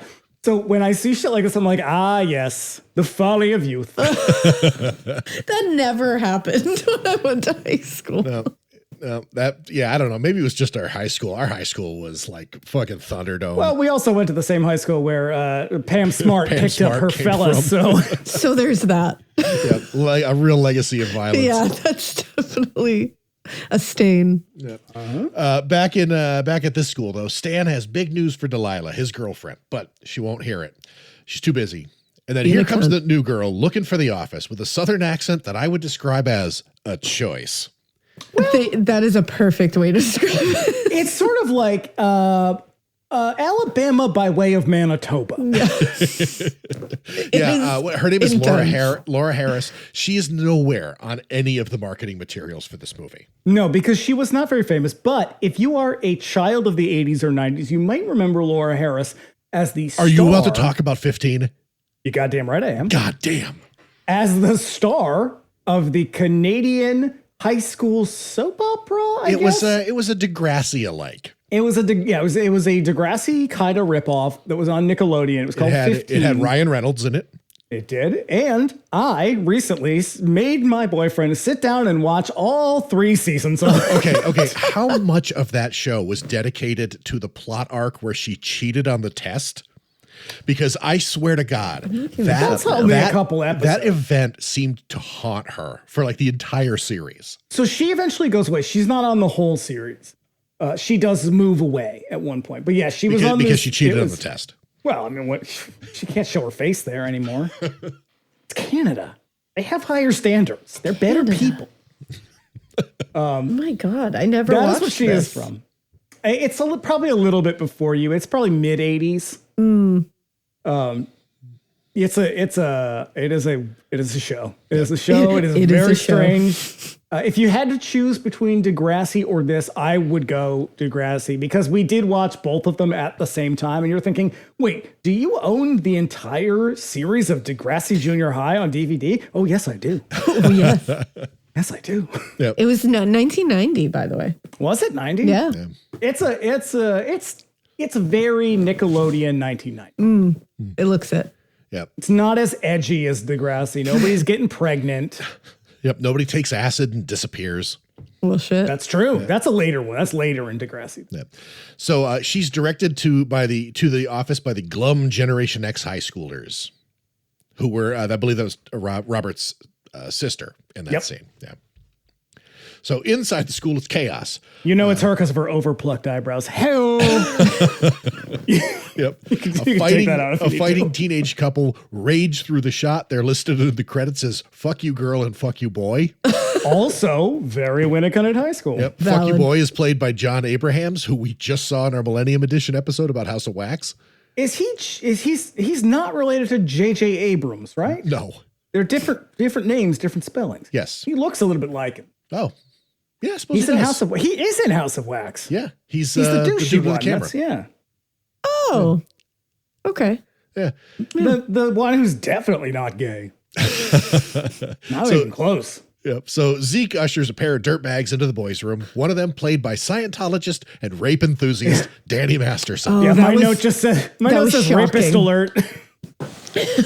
As soon as I saw him in that scene, I was like, oh. I did the same thing. I was like, oh, shit, that's right. Oh, Lord. Yep. They buy fake IDs off of Zeke, who is repeating his senior year and has also sells some kind of nasty crystal meth that he makes himself and dispenses in pens. So wild. Clever, you know. Yeah. He's a businessman. He is. Yep. In the faculty lounge, the teachers get ready for the day, including Jon Stewart bearing the first instance of this movie's worst facial hair. Oh, I was distracted. There's one that's a little worse coming up, but we'll get there. We've also got Salma Hayek playing the eternally sick school nurse. We got Famke Janssen playing the mousy Miss Burke, and world champion creep, weirdo, and for the time, world famous movie geek Harry Knowles of Web 1.0's early breakout sensation, Ain't It Cool News. He is comic book guy. He is, in fact, comic book guy. Yeah. If you want to know all about him and what a fucking creep that dude is, the Download podcast is what it's called. It is all about him. First of all, and that do dude not fucking point sucks. other people. Don't point people to other podcasts. Just be like, if you want to know more, go back and listen to our podcast. We're not going to talk about from it, beginning till now. You listen to it two times. No. Listen what Alaina said. Go back and listen. Just kind of piece the story together from what we've said over the years. It's in there somewhere. We just can't tell you where. Got to hit every episode. It's a real choose your own adventure situation. But the short of it, that dude sucks. Now wait, do you mean to tell me that this man who made a living complaining about women on the internet is actually a creep? I don't think that wasn't really his thing. He wasn't really one of those guys. He was like a highfalutin, like he kept his very good. Sexual harassment kind of on the down low, really. Oh, that's so nice of him. If you want to really, really understand like the depths of his depravity, read his review of Blade 2. No. You will be physically sickened. Oh.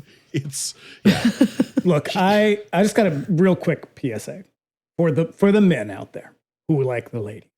You know what? For the men out there who like anybody, don't sexually harass people. Yeah, don't. It's not welcome. It's not cute. It's not charming. It's just fucking gross, and it makes people feel uncomfortable at best, unsafe at worst. Yes. So you're doing nobody any favors. Nobody feels good about it. Just stop it. Yep. Don't do it. Don't do it.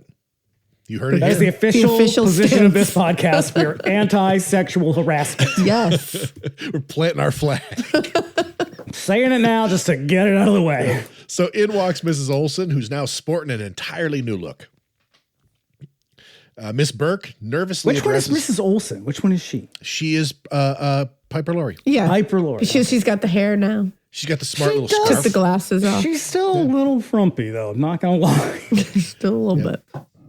In her class, Miss Burke nervously addresses them about the book Robinson Crusoe, where Zeke makes a very astute observation about the book, which clashes with his first impression as a drug dealer lowlife. He also makes a beat-off joke to illustrate the wildly inappropriate sexual tension between him and his teacher. I got a bunch of things I got to say. First of all, I want to back up a bit because I do have a note that says Piper Laurie looks like one of the mannequins from Tourist Trap. I'm just assuming that's her new look I'm referring to. Yep. Yeah. But also, like Zeke's confidence, I also find it really hard to believe that any teacher would have so little confidence in front of a class. Like teachers in general, all the ones that I've known, and I have known quite a few of them, weirdly, they are very skilled when it comes to commanding a group. You are standing at the head of a room full of wild, feral Jackals. teenagers. Yes. You And have she got is- to have a She is fucking up there. iron fist over that group, or they are going to destroy you. She is at the front of the classroom and she's like, well, if anybody read Euripides, this is Yeah, she's way too meek. And I Like, don't know if way too meek.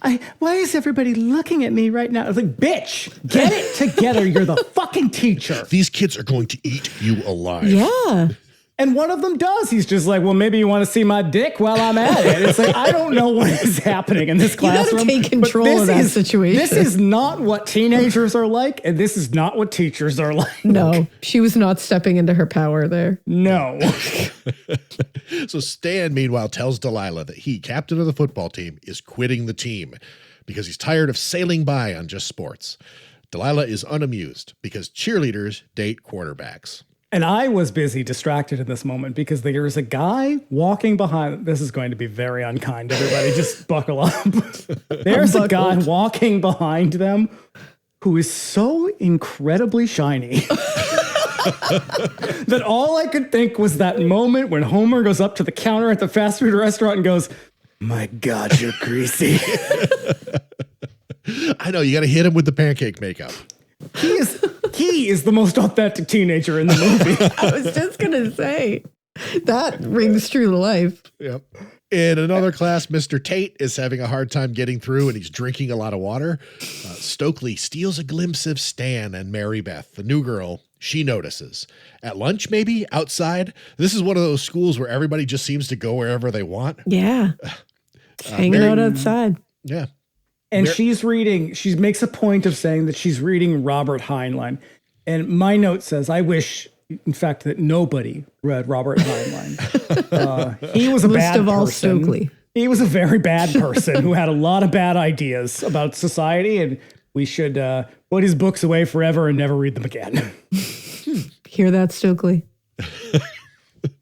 Yeah. Mary Beth approaches Stokely, who's trying to read the novel by herself, and then Delilah comes over and lays on some thick homophobia. It is shockingly rough. She problem- drops it so hard. It is like an explosion. It is, like even I she's was like a holy wrecking ball. I was like, holy fuck. No, and this is the problem with this character. So a lot of these characters feel very unaccessible to me, with a couple exceptions. But like, she feels irredeemable from the start. The thing is In a they're way all that teenagers such aren't. they're all such broad strokes. Yes. Yeah. Except for but her, you're like, because she is the only one who does this. Mm-hmm. And she and does she's it mean viciously. as hell. Yeah, she's cruel. Yeah. And we're supposed to, at the end of the movie, I mean, we'll get there, but like, we're supposed to be like, oh, look, she came around. I'm like, I don't fucking care if she Yeah, I did. don't care. I hope she gets hit by a bus. So yeah, no, Still. she was a raging homophobe before the alien invasion. Right. It's like there's a lot of books. I don't know if you guys, did either of you guys read I think it was the last Grady Hendrix book, the one about the haunted doll or whatever. And she has the character in it has a brother, and like eventually, did you read it, Alaina? Is this the... Which Oh, the one is puppet. this? I can't remember what it was called. I don't think I read that one. And so, but like my point is like, there's a character in that where it's like, he comes across, like, the way he's written is very shitty. And then like, you kind of get a little more of the backstory. And it's like, okay, but the backstory doesn't explain why he was so shitty. So like, when we resolve the conflict in the backstory, he's still an asshole. And the same is true of this character where it's like, she may go on, I don't know, some kind of fucking journey throughout this movie, but she's still the absolute bitch that she is at the beginning, who's like incredibly mean and homophobic. That's the thing. And she took it when it got taken into like a super homophobic place. It's like, you have no endearing quality anymore. None. Like, when you're just, and again, like just going back to the Charisma Carpenter and like Cordelia thing, she was always just a bitch. And it's like that was, and then she kind of went through things. So you're like, okay, you can come out of being a bitch. So I kind of wonder. I can't redeem you. I kind of wonder, to that point, I kind of wonder if she was intended to die in the movie. So they just set her up to be a fucking nightmare so that they could kill her off later on. They should have. And then the movie, you know, the production goes on and they get a note where they're like, no, you can't kill the Delilah character. She has to come through. And so they're just like, all right, I guess she survives in the end. And they just didn't rewrite her. And they didn't reconcile anything. She learns nothing. And She it's in the least plausible outcome too. Yeah. Yeah. Oh my God. It just sucks because she's. Because I will say that the end of this movie feels wildly out of step with the rest of it. No, I hate the end of this movie. But you could argue that each of these, like you said, they are broad strokes, big generalizations, but they do feel like teenage-ish characters. She does not. No. This is a person who is going for the fucking throat every time she opens her mouth in a way that's like, even teenagers aren't this mean. Yeah. Serial killers are this mean. But Maybe. like, this is sociopathic behavior where it's just like, I am being cruel for the sake of breaking you down in the quickest possible way. Like, this is like, a drag queen isn't even this cutting. It's bizarre. It is a weird fucking choice. But this is also where we get Mary Beth. My note says Southern Canadian. She's talking to Stokely, and Stokely's like, oh, she's talking about like her aesthetic and her lesbian, because she's like a fake lesbian, which I'm not even going to get into why that's offensive. Exactly. Everybody understand that is offensive. Yeah, I hope so. But she says it's her protection, and Mary Beth says, it's your protection against what? Oh, I'm sorry, what? Against what? Against what? Against what? Like, yep. I hate it. Southern Alberta, maybe. I love it so much and hate it. Yep. Casey, meanwhile, eats lunch alone on the bleachers, and then he's chased off by Coach Willis, but not before finding some strange creature on the field. So he brings it to Mr. Furlong, the science teacher, and Mary Beth follows Stokely in and tries to break through her walls while everybody else looks at Casey's creature. And this is where Stokely says to Usher, blow me blood fart. And I thought, dear God, that is one of the grossest things I've ever heard. It is an inspired line. Foul. Yep. They've never seen anything Kudos like to you, Mr. Williamson. So Zeke also knows all the big science words. The creature looks like it might be dead until they accidentally spill water on it. It comes to life on the table. So Furlong puts the creature in the fish tank where it sprouts a bunch of tentacles and spawns a second one. And then Furlong reaches in to touch it and it bites him. Which, like, why was he reaching in to touch it? Clouded by the bad facial hair. You're a teacher. Like, you're a science teacher. You know not to stick your finger in there and touch it. I know. Unknown creature. We're assuming that this has never been seen before. You don't even know if it's venomous. I gotta touch it. Yeah. So at the school swimming pool, Stan tells Coach Willis that he's quitting the team, and the coach is unmoved. And then Stan hits the showers and is suddenly accosted by the elderly Mrs. Brummel, who seems to be coming apart on the spot.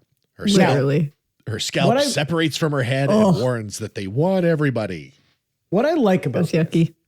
This is one of the first. This movie is ostensibly a remake of Invasion of the Body Snatchers, which has already been made twice. Both of them fucking no. This would be the fourth remake. That's true. Yeah. It would be the fourth one, yeah. And they're all very good for various reasons. I will say this moment is an introduction of something very interesting, because I think what is one of the scariest things that can happen to a teenage boy? Being attacked A by sexual by overture from a naked, old, confused lady while they are in the shower. Now, I am only half joking here because this is like a seriously vulnerable moment for both people. Yeah. And it's played very well. Like, it's directed very well because Stan could be really grossed out and he's not. I mean, he is, but he's also compassionate. Yeah. And he responds in a way that is kind and sympathetic, in a way that you would hope anybody would react. But it did occur to me. I'm like, if I was a teenager in the shower, this would be one of the most alarming and upsetting things that could possibly happen. Not when her scalp falls off. That really brings it to the most alarming moment. But just the fact that like this confused, naked, older woman just sort of comes rambling into the shower. Stumbles into your arms. Trying to touch him. Like, that is fucking terrifying. Yeah, that is. They do it well. They play it well. They do. Yep. In the office, Casey and Stan talk to Mrs. Olson about what happened. Casey spots Coach Willis just standing motionless out in the field in the sprinklers. Yeah, nobody ever says, hey, Stan, we're sorry she sexually assaulted you. Yeah, no one, like, it's played really well in the moment, and then afterwards, I was like, are we all just going to, like, brush this off? Totally traumatizing thing that happened to this boy. Yep. Yeah. But we don't have time for that because we have to move on really quick to Miss Burke and Zeke being fucking gross. I know. Yes. Zeke selling videotapes to some high school degenerates, which he claims show Nev Campbell and Jennifer Love Hewitt of Party of Five fame nude. Look, I love this shit though, because if any of you remember back in the fucking CompuServe era, this like talking like maybe AOL, pre-AOL, this was like a thing where people would be like, no, I've got these. Do you guys want to see these JPEGs or whatever the shit people would say? And it would always be like so-and-so nude. And you'd be like, oh yeah, I got to see that. And it's like, it's not. It's either really bad. It's like bad MS Paint, or it's just a fucking virus. Or it's an obvious Photoshop. On one of their hands, it says MS-13. Very topical. Very topical joke, everybody. Miss Burke confronts him about his illicit business, and he presents items from what appears to be a small pharmacy in his trunk. Yeah. And it's very unsettling. It's like, what? Okay, first of all, why are you driving around with laxatives in your trunk? That is very odd. Yeah. Where he's just like, hey, I've got these condoms or these cherry laxatives. And it's like, well, neither of these are illicit. Yeah, why are you selling them? Yep. But he's another one. He's a little bit, he's less egregious than Delilah, but he is still this fucking creep. Yeah, the fact that like his whole reason for being in the movie is that he's the guy who produces the drug that kills the monsters, but he's still selling this like bathtub crank that he makes to the entire student body. And he's a borderline sexual predator throughout most of the movie. So it's like, I know at the end you're kind of one of the protagonists, but this goes well beyond the sort of flawed anti-hero to the point where it's like, you're a dangerous person. Yes. In because many you're ways. so insecure. Mm-hmm. You could be president. Not with hair like that. I do declare. Well, you get a wig. Wig solves everything. And then the question remains. What's the standard right now? Is it a wig? No, it is definitely not a wig in this movie. No. So Casey and Delilah sneak into the faculty lounge, hoping to find something new for the hot new cover story on the school paper. Then they hide, like you do when you're on the school paper. Yes, of course. You infiltrate a drug den. They hide in the closet when when Olson and Willis come in. They overhear them talking about Mrs. Brummel, who didn't make it because she was too old. The sickly school nurse comes in, and then they attack her. Now Willis's face turns all evil and alien, and he shoots one of those alien things into her ear. And then in the closet, Mrs. Brummel's body collapses on Casey and Delilah, and they freak out. The noise attracts the teachers, who open the door, and the two of them bust out into the hallway where Principal Drake and Mr. Tate stop them. Now, is the shooting the things out of the mouth and like the little slug things makes me think of Night of the Creeps? Okay, that's probably what he's going for, and not what's the movie before Rabid? Shivers. So not Shivers. No. Probably not. Oh, Shivers. Yeah.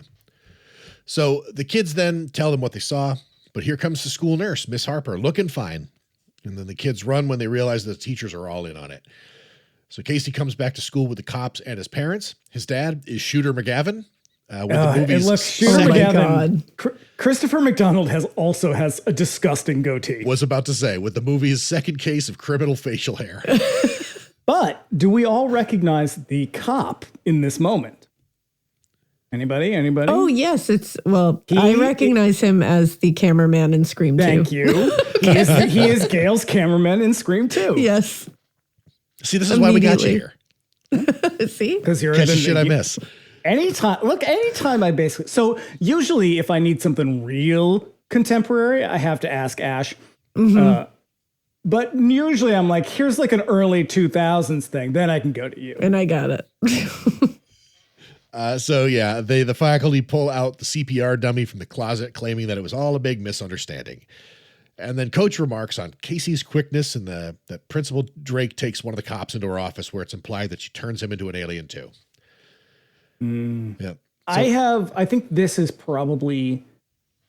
So I like this movie just pretty much beginning to end, but I think this is a real missed opportunity. And they do sort of lean into it, but I don't think they lean into it enough in that one of the biggest things, and this fuels a lot of 80s horror to a certain extent, especially like things like Nightmare on Elm Street, but like the idea that you as a teenager or a child will go to an adult and they will not trust you and you cannot trust them as a result. And it's sort of implied, and they kind of lean in a little bit, but they don't really do as much as they could with it, because that's the biggest fear. This movie is essentially playing on this fear of like, we don't know who anybody is, because when you're at this age, everybody's fucking weird. Mm-hmm. And everybody's lying and everybody's faking. And like, it's this idea. And the fact that Casey's parents don't believe him in this moment of danger is actually is sort of like the point of the movie. And it's the point of Invasion of the Body Snatchers across all of the iterations, is like this idea that you might not be talking to who you think and you can't trust anybody anymore. This even though they look the specifically same. made me think of Invaders from Mars. Mm-hmm. Yeah. Same deal. Yeah. Like a kid can't trust that his parents will believe him, and then they actually might be the villain. Yeah. And which is the case in Invaders from Mars. And so like they don't do enough with that here. Yeah. Mm-hmm. Yeah. Speaking of being the villain, at home, Shooter McGavin busts up Casey's room looking for drugs. They confiscate his music, his modem, and his copies of Boobs magazine. Also, how many copies of Butts? Also from the publisher of Butts magazine. That's a callback. Yeah. Also a sweet reference to Johnny Cann's taste in reading. So Casey moves to sneak out of the house by climbing through his window, but he spots a faculty waiting for him on the streets. And he's grabbed suddenly by Shooter McGavin and taken back in. So the next day at school... This is when we get that real shitty Creed cover of Alice Cooper. Yep. Let's film on my face and hands. I love you, Jesus. I'm only 18. Did we also already get that like crazy shot of like, was it Mrs. Burke when it like does that zoom in shot on her? Not on her yet. face? That's not yet, right? Which one is Burke? That's Famke Janssen. Okay. I can't. Put a hat on him. Give him a first name. So maybe it's the other one I'm thinking of, Piper Laurie. When they do that crazy zoom in on her face. I think that happens when they're in the closet and they all bust out. Yeah. That shocked me. I was like, whoa. I do feel like we went there. We get a lot of like Casey's parents' reaction to whatever moment. Like, okay, the shit he's saying is crazy, but they act like this is Sarah T. Portrait of a Teenage Alcoholic fucking having an acid freak out in 1974. This is Mike Muir in the institutionalized video. Seriously, this is what's her name from Mad About You? What's her this joke would have been a lot funnier if I could remember her name. Helen Hunt. Yeah, when Helen Hunt in the LSD or the Angel Dust movie when she throws herself out the window. This is that. But he's just like, I think our teachers are fucking weird aliens. And they're just like, oh my God, you are psychotic. And you're on drugs. And you're reading Butts magazine. Just a Pepsi, but she wouldn't listen to me. Like they really react like he is just beyond the pale. Oh, yeah. He's a raving lunatic. And it's like, okay, he's not that. He's just suggesting something that's implausible. Yeah. Yeah. So Delilah incognito grabs Casey and drags him into the restroom while the faculty calls the students into rooms like in the Nightmare Cafeteria short from Treehouse of Horror 5. It really is. And it's real. It's like some real classic stuff. They put some glasses on her to ugly her up a little bit. Yeah. Or as she calls it, drag. Yeah, that's how drag works, Delilah. You just put glasses on. Also, those Same glasses are shit. Like they look so bad. It's like, I don't know, it's like she's got like a hidden camera in them or something. It literally looks like she has a hidden camera in her glasses. She's got one of those fucking big ass Dr. Seuss hats they used to wear in like Hampton Beach. It's got a camera in it. They're so bad. They were as distracting as Josh Hartnett's haircut. And she still looks just as fucking hot as she did before. Of course she does. She's Jordana Brewster. Because she still looks exactly like this. So they argue over what might be happening. It's either a devil cult or maybe they worship comets, which was a reference to the Heaven's Gate cult whose mass suicide took place a year prior. I mean, topical. Right there. Right? Not even. His bodies aren't even cold yet. Wow. I mean, maybe a little bit cold, but God. They really went for it. Remember that, everybody? Remember when Applegate convinced all those people to kill each other? Me and Christine went and saw them talk at the Hampton Library, right? My friend I Andy. told you about that. Shut up. Yes. Around this time, my friend Andy almost joined their cult. Oh, God. Okay, yeah, we definitely talked about this in the past. Holy shit. Yeah. Andy was, he had a lot of weird friends. He's the one that I met, what's-her-face from the Manson family with. Oh, my God. Oh, that's right. Yeah, we definitely talked about this. Hanging out with Andy was a trip. I was going to say, what is Andy up to? He made friends pretty easily. He's a nice guy. Is it Linda Kasabian? Damn, Andy. Yeah. That's wild, man. That's crazy. Yeah. We went to the Hampton Library and it was Marshall Applewhite and a bunch of them. This was in 93, I want to say. And it was just them doing like a talk. And we saw like, UFO stuff and we're like, oh shit, we got to go to that. And then we got in there. It was all about like Christ consciousness. And we were like, okay, fuck this shit. And we left. We were at last night. Goodness. So we had a full disclosure, a little party last night for Alaina to celebrate her book release. Whoop. And I was at a table with a bunch of people, and I don't remember how it came up, but someone was talking about the Christian Scientists. And I had to recount the story because they were like, oh, we really wanted to go. They were like, we walked by the Christian Science building or whatever. And like, we really wanted to go in. And I had to tell them the story of like, there's a bit of a warning as to not involve yourself with these people, because I told them about how you guys walked in one day. You were like, this will be a real laugh. Oh, no. That was the Church of Scientology. Same girl. We got into some weird shit. Yeah. We took the Oxford capacity analysis test, which is, yeah. So they used to hang out, they probably still do, on the corner of Newbury Street and Boylston, I want to say. And they would be like, hey, you got a second to answer a couple of questions. And they'd accosted me in the past and I would just brush them off. But like she and I were always... See, that's how you know you don't live here. Because I don't even look at them. I just hold my hand up and keep walking. And she and I would just like would get up to like weird shit. Like if something seemed like an adventure, we'd be like, hell yeah. And so we were like, yeah, sure. Thinking it was just like answer a couple of questions right there. And they're like, oh, cool. So why don't you come with us? And they took us to a second location, which was the Scientology Center, which is basically a block over on the Commonwealth. Anyway, it was sort of, yeah, maybe. They were trying to abduct you. But look, they sit us down. I know a thing or two about crime. Never go to a second location. You don't go to a second. No, they number sat us one down rule. and they gave us the OCA test, which is the one that they sort of like used to lure you in.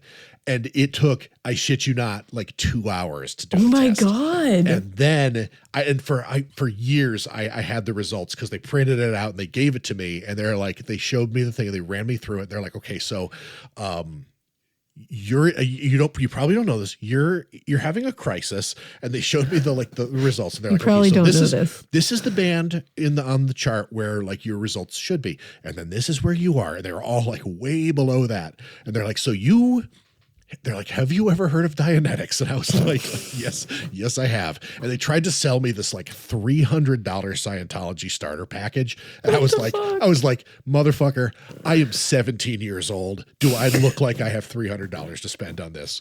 Also, that's how like that's bad targeting, because they'd be like, if I had done that, they'd be like, well, it turns out that you are mentally ill and you are a social deviant. I would be like, I did not need you to tell me that. You're like, I'm aware. I was so amused by I this. know I'm broken and I don't need your help to figure that out. So amused by this that I kept the results for the longest time. I had it like in this box where I could left all my stuff, and then mom and dad threw all that crap out when they moved, and so I like lost it. But yeah, God, they just don't appreciate art. That's so scary, though, because it's like people really fall for that. Well, that was a diversion that's brought to you by me in the middle of this conversation. I don't know why I brought it up at this point. It doesn't matter. But that was interesting. Yep, Church of Scientology. Yeah. Meanwhile, back in high school, the Seabrook couple is beating the shit out of each other in the hallway again. Yep. In the faculty lounge, the teachers all move mechanically, neglecting the coffee maker and drinking lots and lots of water. Tate's class, Mary Beth knocks Stokely into stand to get them to talk, and they do. He tells her about quitting the team. It turns out that Stokely follows his games, and then he's frustrated, Breakfast Club style, by the way that everybody lets him slide because of his athletics. Yeah. Next thing you know, they're going to be prettying up Ali Sheedy, and everything comes together in the end. Mm-hmm. Zeke and Mary Beth flirt in the hall where she reveals that his crazy meth drug would probably kill her, so put a pin in that. Adorable. Yeah. They talk. She moved there to live with relatives after her parents died in a car crash. He tells her that his parents may as well be dead because he's the bender in this Breakfast Club scenario. Yup. Smoke up, Zeke. Dirtbag Danny Masterson comes back to buy more drugs. As a matter of fact, they want all the drugs. And then Miss Burke, now fully sexy and aggressive and remarkably chill about him selling drugs at school. It's actually not. It's not just Danny Masterson. It's Danny Masterson and Wiley Wiggin. Who's that? Anybody remember Wiley Wiggin? No. He was in Dazed and Confused. He looks exactly the same, despite the fact that this is 5 years later. Okay, yeah. He's the freshman. Yep. No shit. That's crazy. Oh, yeah. So, Zeke takes Mary Beth to the science lab to steal equipment and ingredients for his dirty bathtub speed drug, and they overhear the other two students talking in the room next door. Casey talks to Stokely about it in the library. She runs him down the sci-fi scenarios, Invasion of the Body Snatchers, Highlands. And this is where Casey says, maybe the X-Files is right. And I say, we have a podcast that's just about the X-Files. It's on Patreon. Yep. $5 a month. Do you think I'm spooky? It is us just trying our best to get through season 1. There's 3 versions. This is where she breaks down the difference between, Heinlein's Puppet Masters is the book that comes out in 1951. Finney's novel comes out, I think, a couple years later, 4 or 5 years later, maybe, because there is a lot of controversy that Finney ripped off Puppet Masters. Yeah. I would argue, I've read some of Heinlein's book. They're not quite the same, but the idea is the same, yeah. But of course, the idea is very, very simple. It is a common fear that has existed probably forever. Yeah, and it's all in there so you can go home and rent the reference movies later on. There's 3 versions of Body Snatchers to choose from, the 1978 version being the obvious supreme version to watch. Okay, wait a second. Do you mean to tell me? Reese? Reese! Do you mean to tell me that you think that one? Okay, now maybe that is the best one. It's got that dog scene that's pretty off-putting. It does, So there's the. It's also got Donald Sutherland looking real good. I was gonna say it's got Donald Sutherland. Body Snatchers in '93, the Abel Ferrara version. Peaks Sutherland. Yeah, and then the 1994 adaptation of The Puppet Masters, which is also starring Donald Sutherland, as all good movies do.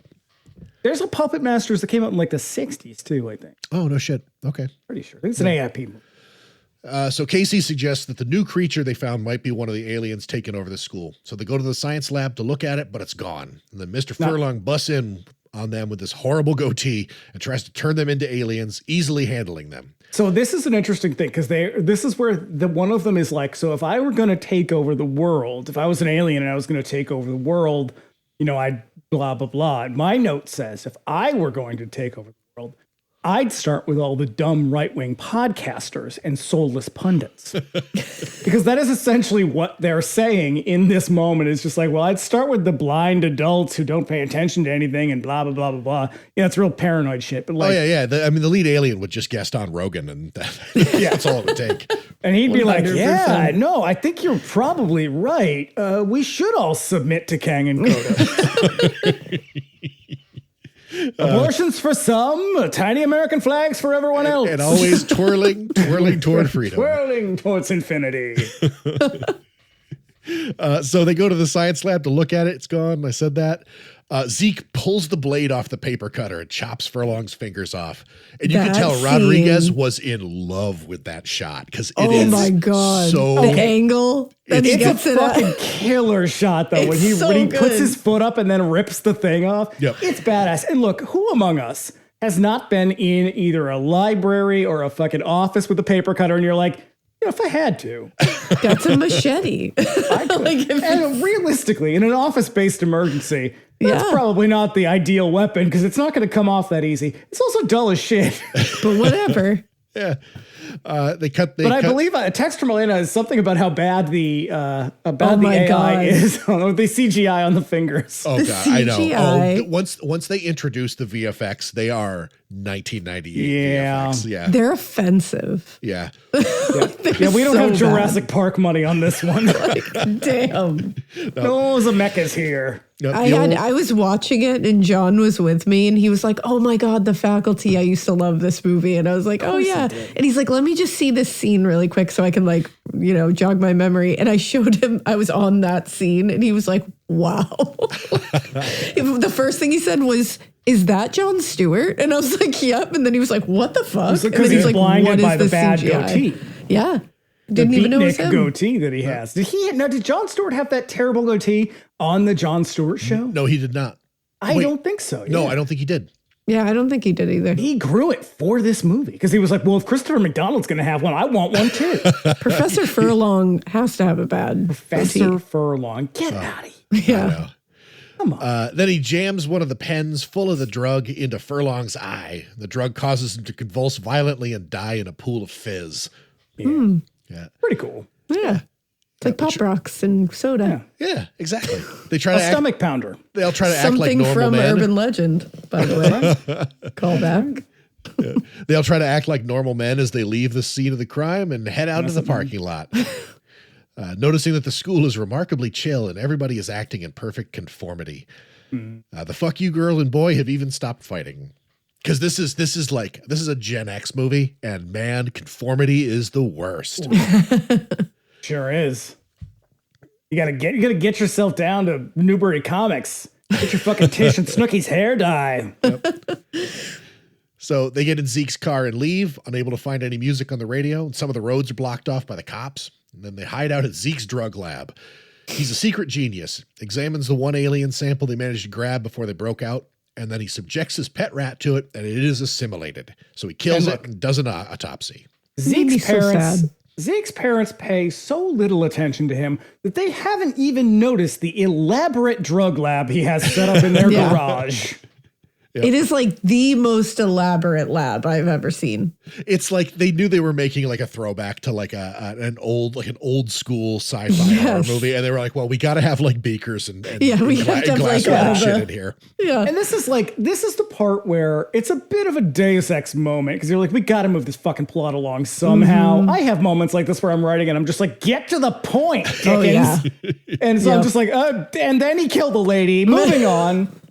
Someone will spice this up later. And it's like, we're supposed to just believe that Zeke, this dumbass drug dealer, he just learned all this science stuff on his own. Like, he's really into drugs, but he's also really into biology and chemistry. Oh yeah, he throws on like glasses when he's looking at when he's doing his little autopsy on the I get rat. it. Like, we gotta move things along, but come on. I know. So yeah, he kills it, does the autopsy, pointing out how it's like a parasite and part of a hive mind. It also needs to stay very, very hydrated. The drug, being speed, is a diuretic, which drives out the creature and kills it. I will say this. The drug is not speed. It's just The drug caffeine. is trucker speed. Yeah. It's ephedrine, essentially. I also need to stay very hydrated, so I related to this. I'm a fairly thirsty person myself. I get a migraine if I'm not hydrated. So That's true. That's true. I related to these things. So Stokely runs down the convenient rules of the game. If they kill the master, they kill the entire network and get everybody back. And then Delilah says some really horrible homophobic shit again. Stan points out that any one of them could be an alien, so they do an egregious ripoff of the blood test scene in The Thing. With lots and lots of homophobia. So it's not just a ripoff of The Thing. The obvious reference is to The Thing. I contend that this is also a pretty intentional nod to The Monsters Are Due on Maple Street. The episode of The Twilight Zone. That's kind of a deep cut, but okay. Damn, because there's a moment where they're all like, well, what about you with your blah, blah, blah? Why are you like this? And there was a scene in that episode, specifically in that episode, where they do exactly this, where they kind of like keep turning on each other and pointing out all their weird idiosyncrasies as to why they might be the monster. Okay, yeah. Yes, it is a deep cut. You could convince me that Robert Rodriguez is a Twilight Zone guy, for sure. I mean, that's a pretty big episode. That's a top 5, maybe top 10. 100%. But still, like even by the 90s, like, yeah, I don't know. I feel like no, I'm with you. You sold me. This is also where Mary Beth says about Stokely, she's not a lesbian. It was a hoax. It's not a hoax. It was a lie, and it's a homophobic lie at that. It was a hoax. Yeah. Everyone has to take a hit of Zeke's nasty drug to prove they're not an alien. So look, this shit looks like it is about as powdery as laundry detergent is. It looks like borax. This does not look like. No, you do not snort crystally. It reminds me of the time. So my friend Gabrielle used to have a bit of a wild streak, you could say. And I remember one night we were all working at the record store. She didn't work there, but she was hanging out with us. And she had like a bag of those sugary Skittles. And she cut a line of the sugar from the bag. And this is like crystalline sugar. And snorted it off the counter. And I was like, oh no. My God. That hurts and that's my what nose. This shit looks like to me is like chunky crystals. Ugh. Yeah. Nope. So, they all resist one way or the other for suspense, but everybody appears to take the drug in the end. Unfortunately, Delilah is just crawling T to B, as Eileen would say, with alien creatures in her face, and she attacks Stan when he goes to check on her. And then, like, before that happens, like, the effects of this drug kicks in real fast. They are all a little too giddy, like they're all about to fuck. Yep. Right. Delilah trashes up the lab, limiting the drug supply to what's on hand while Stokely tries to shoot her, but she manages to get away. It is a great moment when Stokely grabs the gun and just like fires at her. Yes. I was like, yes, girl. Just a burning rage finally. And then she just chases her out of the house and she's still firing at her. The kids return to the school in time for the football game where Harrington High is just destroying their opponents. And literally turning them into aliens as well. Now, I think this is I think sports is a weird thing to shoot. It's a little bit like when we watched, what was the Streets of Fire? And when he had to admit, he was like, I didn't really know how to shoot music videos. It's a very different thing. Shooting sports is also a very different thing. It's an entire discipline unto itself. And I think he does a really good job shooting this because he makes it extremely exciting. It conveys this sense that like this is far more brutal than it's supposed to be. Mm-hmm. I would imagine that he probably watched like NFL tapes. Either that or like maybe someone else maybe either stepped in to shoot it or like consulted to shoot it. But like it is very well shot. And it's a great moment. Yep. So now Principal Drake finds the kids in the gym and then they bum rush her and tie her up in the badminton net. When they hesitate to hit her with the drug, Zeke shoots her and she appears dead until Casey goes to put the drug in her and she gets back up. And then Mary Beth takes the entire container of Zeke's drug and douses her with it, which causes her to shrivel up violently. And this is when like this movie needed more Bebe Neuwirth. It definitely did. Let's just say unfortunately, Bebe Neuwirth, it's true. She was better. She was too good for Cheers. She was too good for Frasier. She is better than that, and we don't get enough. We as a society have not had enough Bebe Neuwirth. No. So when you see her, cherish what you get. Yeah, seriously, she is fantastic. And in this moment, we also get like another moment with Casey where he's like a little too much of a sniveling nerd. Yeah. Where it's like, all right, you're at a point where you have seen these people like transform into these disgusting fucking monsters and shoot things out of their face and kill people. You are not going to hesitate to shoot one of them if you really think. And he's just like, I can't do it. It's like, oh, for fuck's sake. Like, don't be a little bitch, Casey. So thinking that Drake was the master, they check the rest of the school to see if it worked, but they can't tell. So Stan goes out. But before he does, Stokely kisses him. So beautiful. So beautiful. Now I have a question here because until this moment, initially it was like the message we get, the story is like, you have to physically infect other people with your fucking gross Night of the Comet. What is it? Night of the Creeps. Night of the Creeps, little slugs. You gotta spit them at them, or like, I don't know. Get your science juice on them. Hell yeah. And now the way they're talking about it at this point is like it's an airborne thing, because they're like the big big high school football game, and they're like a lot of infected people going home tonight, and it's like, well, how? If unless they were all just like turning to one other, another and being like, here, let me put this in your ear. Now that would have been a fantastic moment.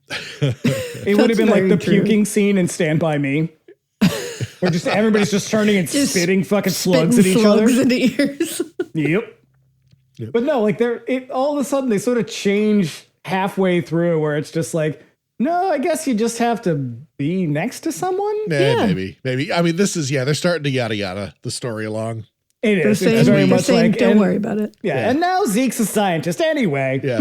Don't worry about it. Well, Stan runs across the field, finds a team standing in the rain with alien tentacles going all over the place. It's a cool fucking scene, though. It is a cool shot. You get the translucent Robert Patrick where you can like see the little wiggly worms in his face. Yep. Mm-hmm. Now Stan comes back to the school suddenly, begging to come back in. He tells them the source is the coach, so they throw him the drugs under the door to prove that he's not one of the aliens. He dumps it on the ground, all sinister like. Tries to get Stokely to open the door by tempting her with being all conformist and shit. Now, so menacing. Yeah. Oh, yeah. That's the worst it can be. You gotta turn that shit down. What are you lame? Stan, the speech that he gives is basically pulled directly from the original Body Snatchers. So now, drugless, they conspire to get Zeke out to his car to get more of the drug that might be out there.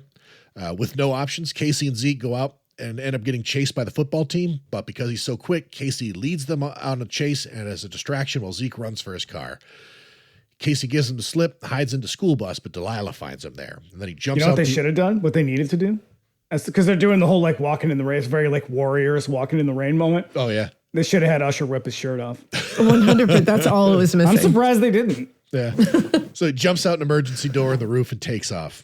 A little too quickly for my liking. This little scrawny, unathletic man, he is up and out that fucking hatch. Yep. Like he does this for a living. I know.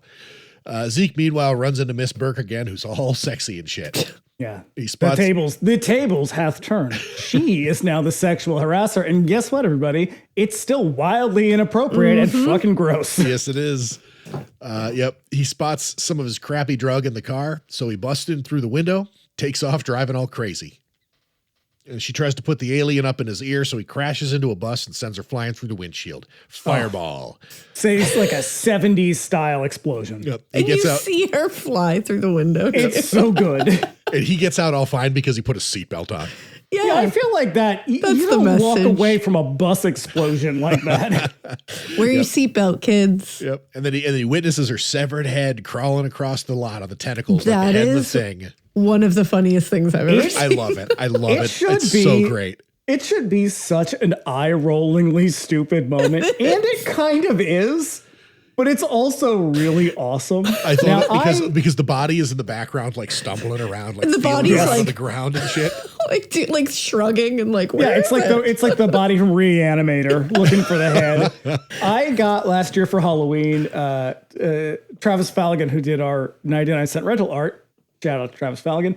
He makes these like those old style Halloween decorations that are like the paper ones that you just stick on the wall. It's like a cat on the pumpkin, except they're all from like 90s horror movies. And one of the ones that I got is her head with the little tentacles. It's great. That's awesome. That's amazing. Yep. Back inside, Stokely tells Mary Beth how the body snatchers ends, the aliens win, and then Mary Beth reveals her true nature. She's the master alien and transforms into a gigantic creature as Casey returns. Gasp! Yep, and they run around the pool while the alien swims across and pulls Stokely in. So Casey pulls her out and they hide in the locker room. Now, I think this moment, so we've got some bad CGI in this movie, real bad. But there's a really good practical puppet and it was all done by K&B. Okay, so that explains why some of this looks really good. Yeah. Because the moment where after they kind of run away and like hide in the locker room, Mary Beth, she's this big squid beast at this point, and she swims back from she's the giant squid beast on one end of the pool, and she swims back, and as she swims, her form like slims down. Yeah, by the time she gets to the other, and she's just a black shape in the water. But it looks really, really cool. Like by the time she gets back to the other side of the pool, she's just a person again. It's fucking awesome. It's a great effect. So the creature turns back into Mary Beth and stalks them through the locker room as Zeke returns. Yeah, but the shadow is the writhing tentacle beast. Yeah. I love that. Mm-hmm. That's pretty neat. Mary Beth busts out of the shadows, does the whole "I'm not infected, she is" thing. This is one of the best lines in the entire movie where he's like, "Okay, why are you naked?"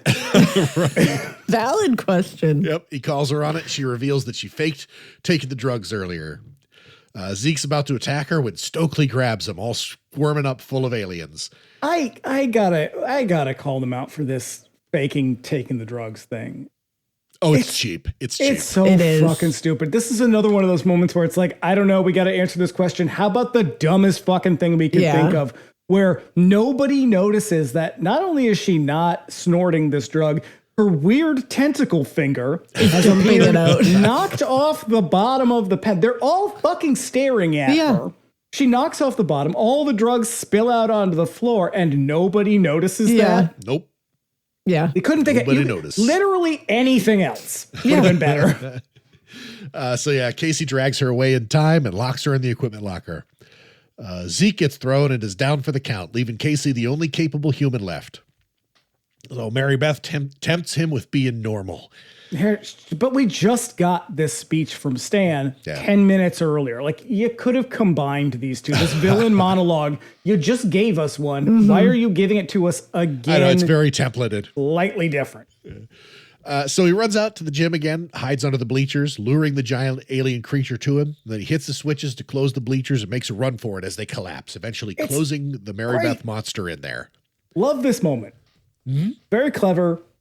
Yep, it's cool. Because I guarantee, everybody who has ever been in a gymnasium that has those kind of bleachers has been like, I wonder what happened if you get stuck back there. Yeah. Much like ripping the fucking thing off the paper cutter. It's a very accessible moment because we've all thought about it, and I think it's a cool way to bring the movie to a close in what could have otherwise been very cliche or just sort of very pat.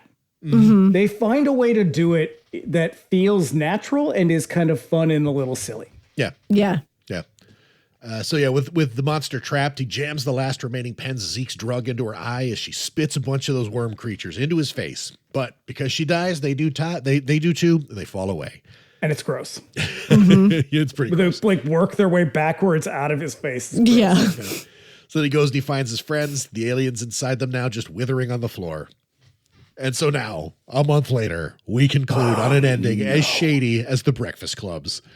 I fucking hate this coda so much. I hate this. How do we even... Where do we start? Let's unpack this, because fuck this shit. Zeke has joined the football team for some reason. Miss Burke is mousy again and still flirting with Zeke, which is still super gross. Mm-hmm. Stan watches from a distance and makes out with Stokely, who is now dressing normal and not like a goth anymore. Yeah, she's just wearing like a cardigan. Yeah. Casey and Delilah are a couple now too, and he's on all the magazine covers as the guy who saved the town.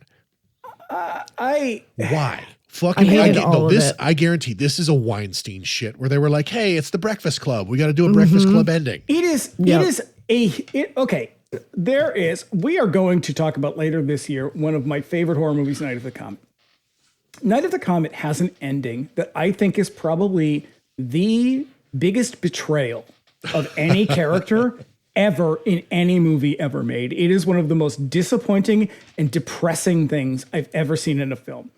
This is right up there with that. It undermines everything it has set up for you. Yep. To give you this fucking schmaltzy bullshit ending that essentially says everyone's afraid of standing out and nobody wants to assimilate because now it's Gen X and assimilating is bad. Yeah. But really in the end, what we all really want is to just fit in, which is such a fucking lie. And but it runs counter to the entire fucking movie. The entire movie. And like, you've got your weird drug addict who is, for some reason, still fucking his teacher as though it's okay.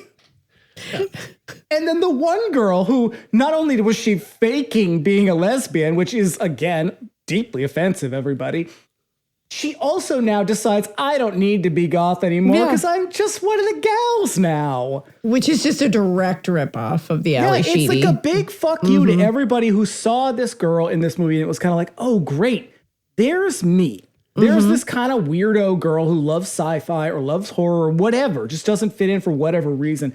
And all of a sudden at the very end, they're like, no, you were wrong for that all along. This is really what you should be doing. Yeah, you need to grab a blue cardigan.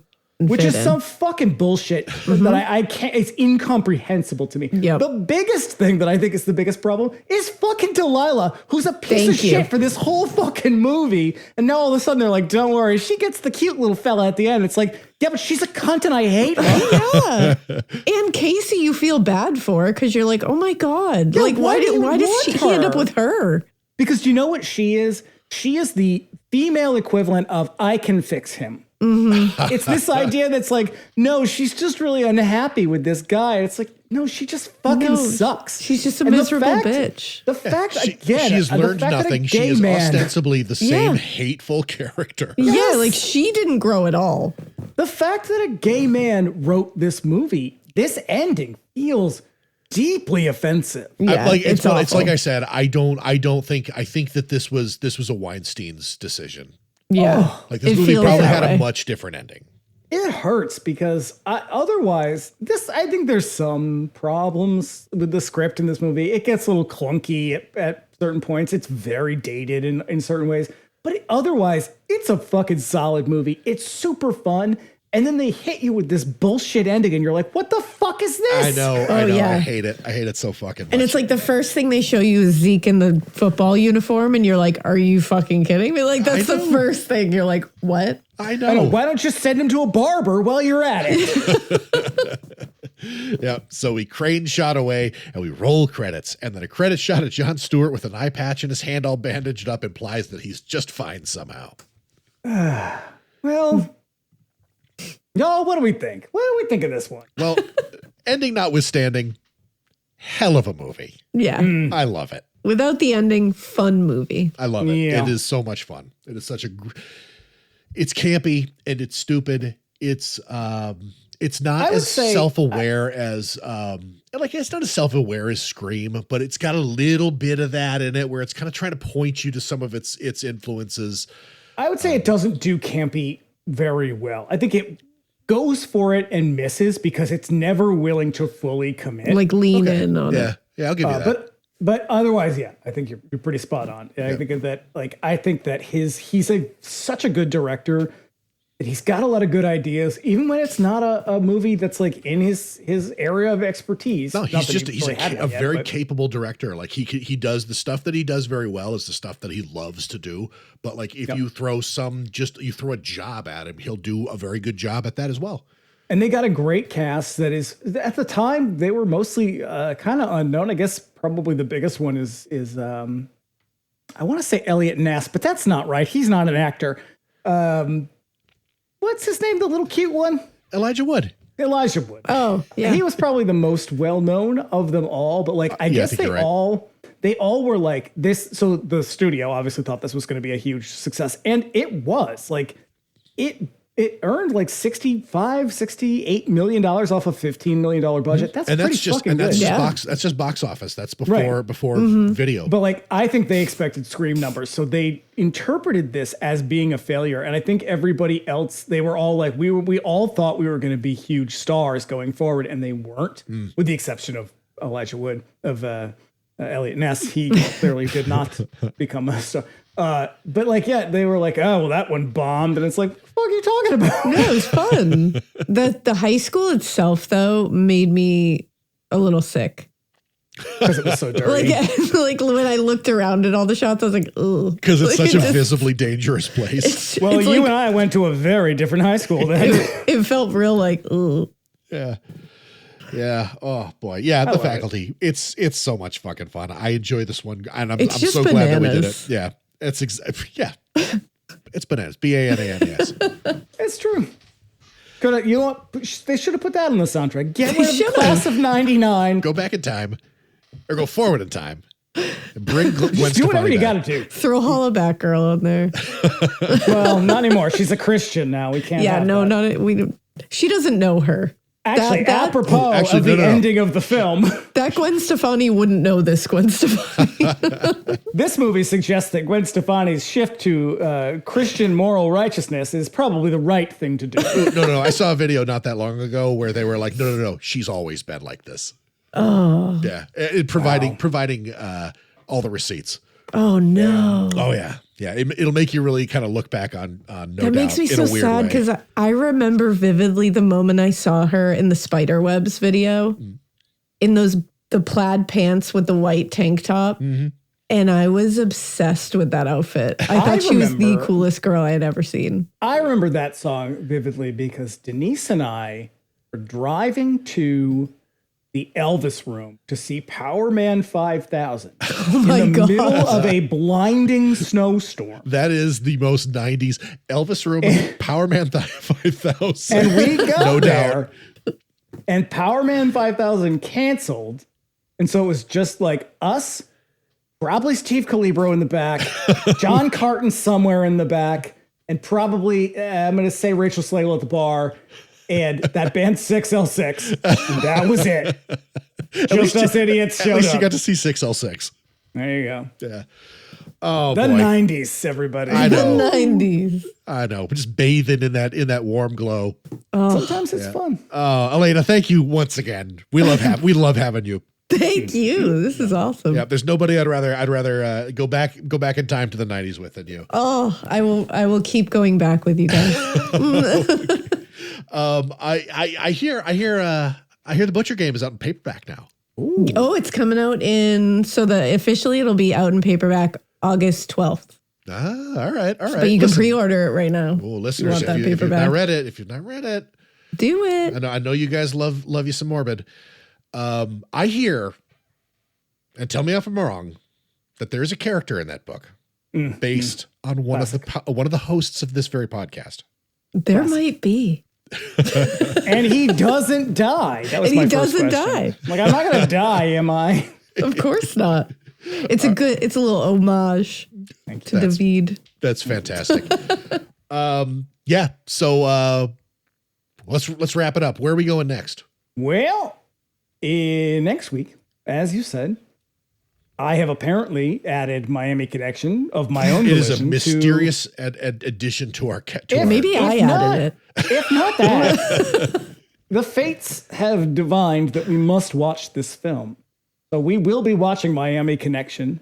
I have never seen it. I am aware of it.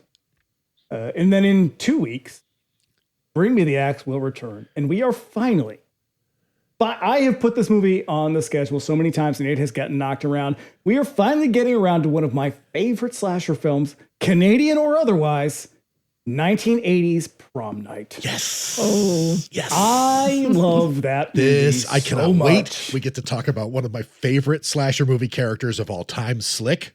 Mm-hmm. Use my favorite. He can do no wrong, and they did that boy dirty. Absolutely. Also, hell of a soundtrack. it's the disco slasher, mm-hmm. which I believe was a character on Brooklyn Nine-Nine. Oh, okay. All right. So be back here in a week as we take on a new dimension in rock and roll with Miami Connection. It's also got ninjas in it, kind of. And we'll be back in 2 with Prom Night.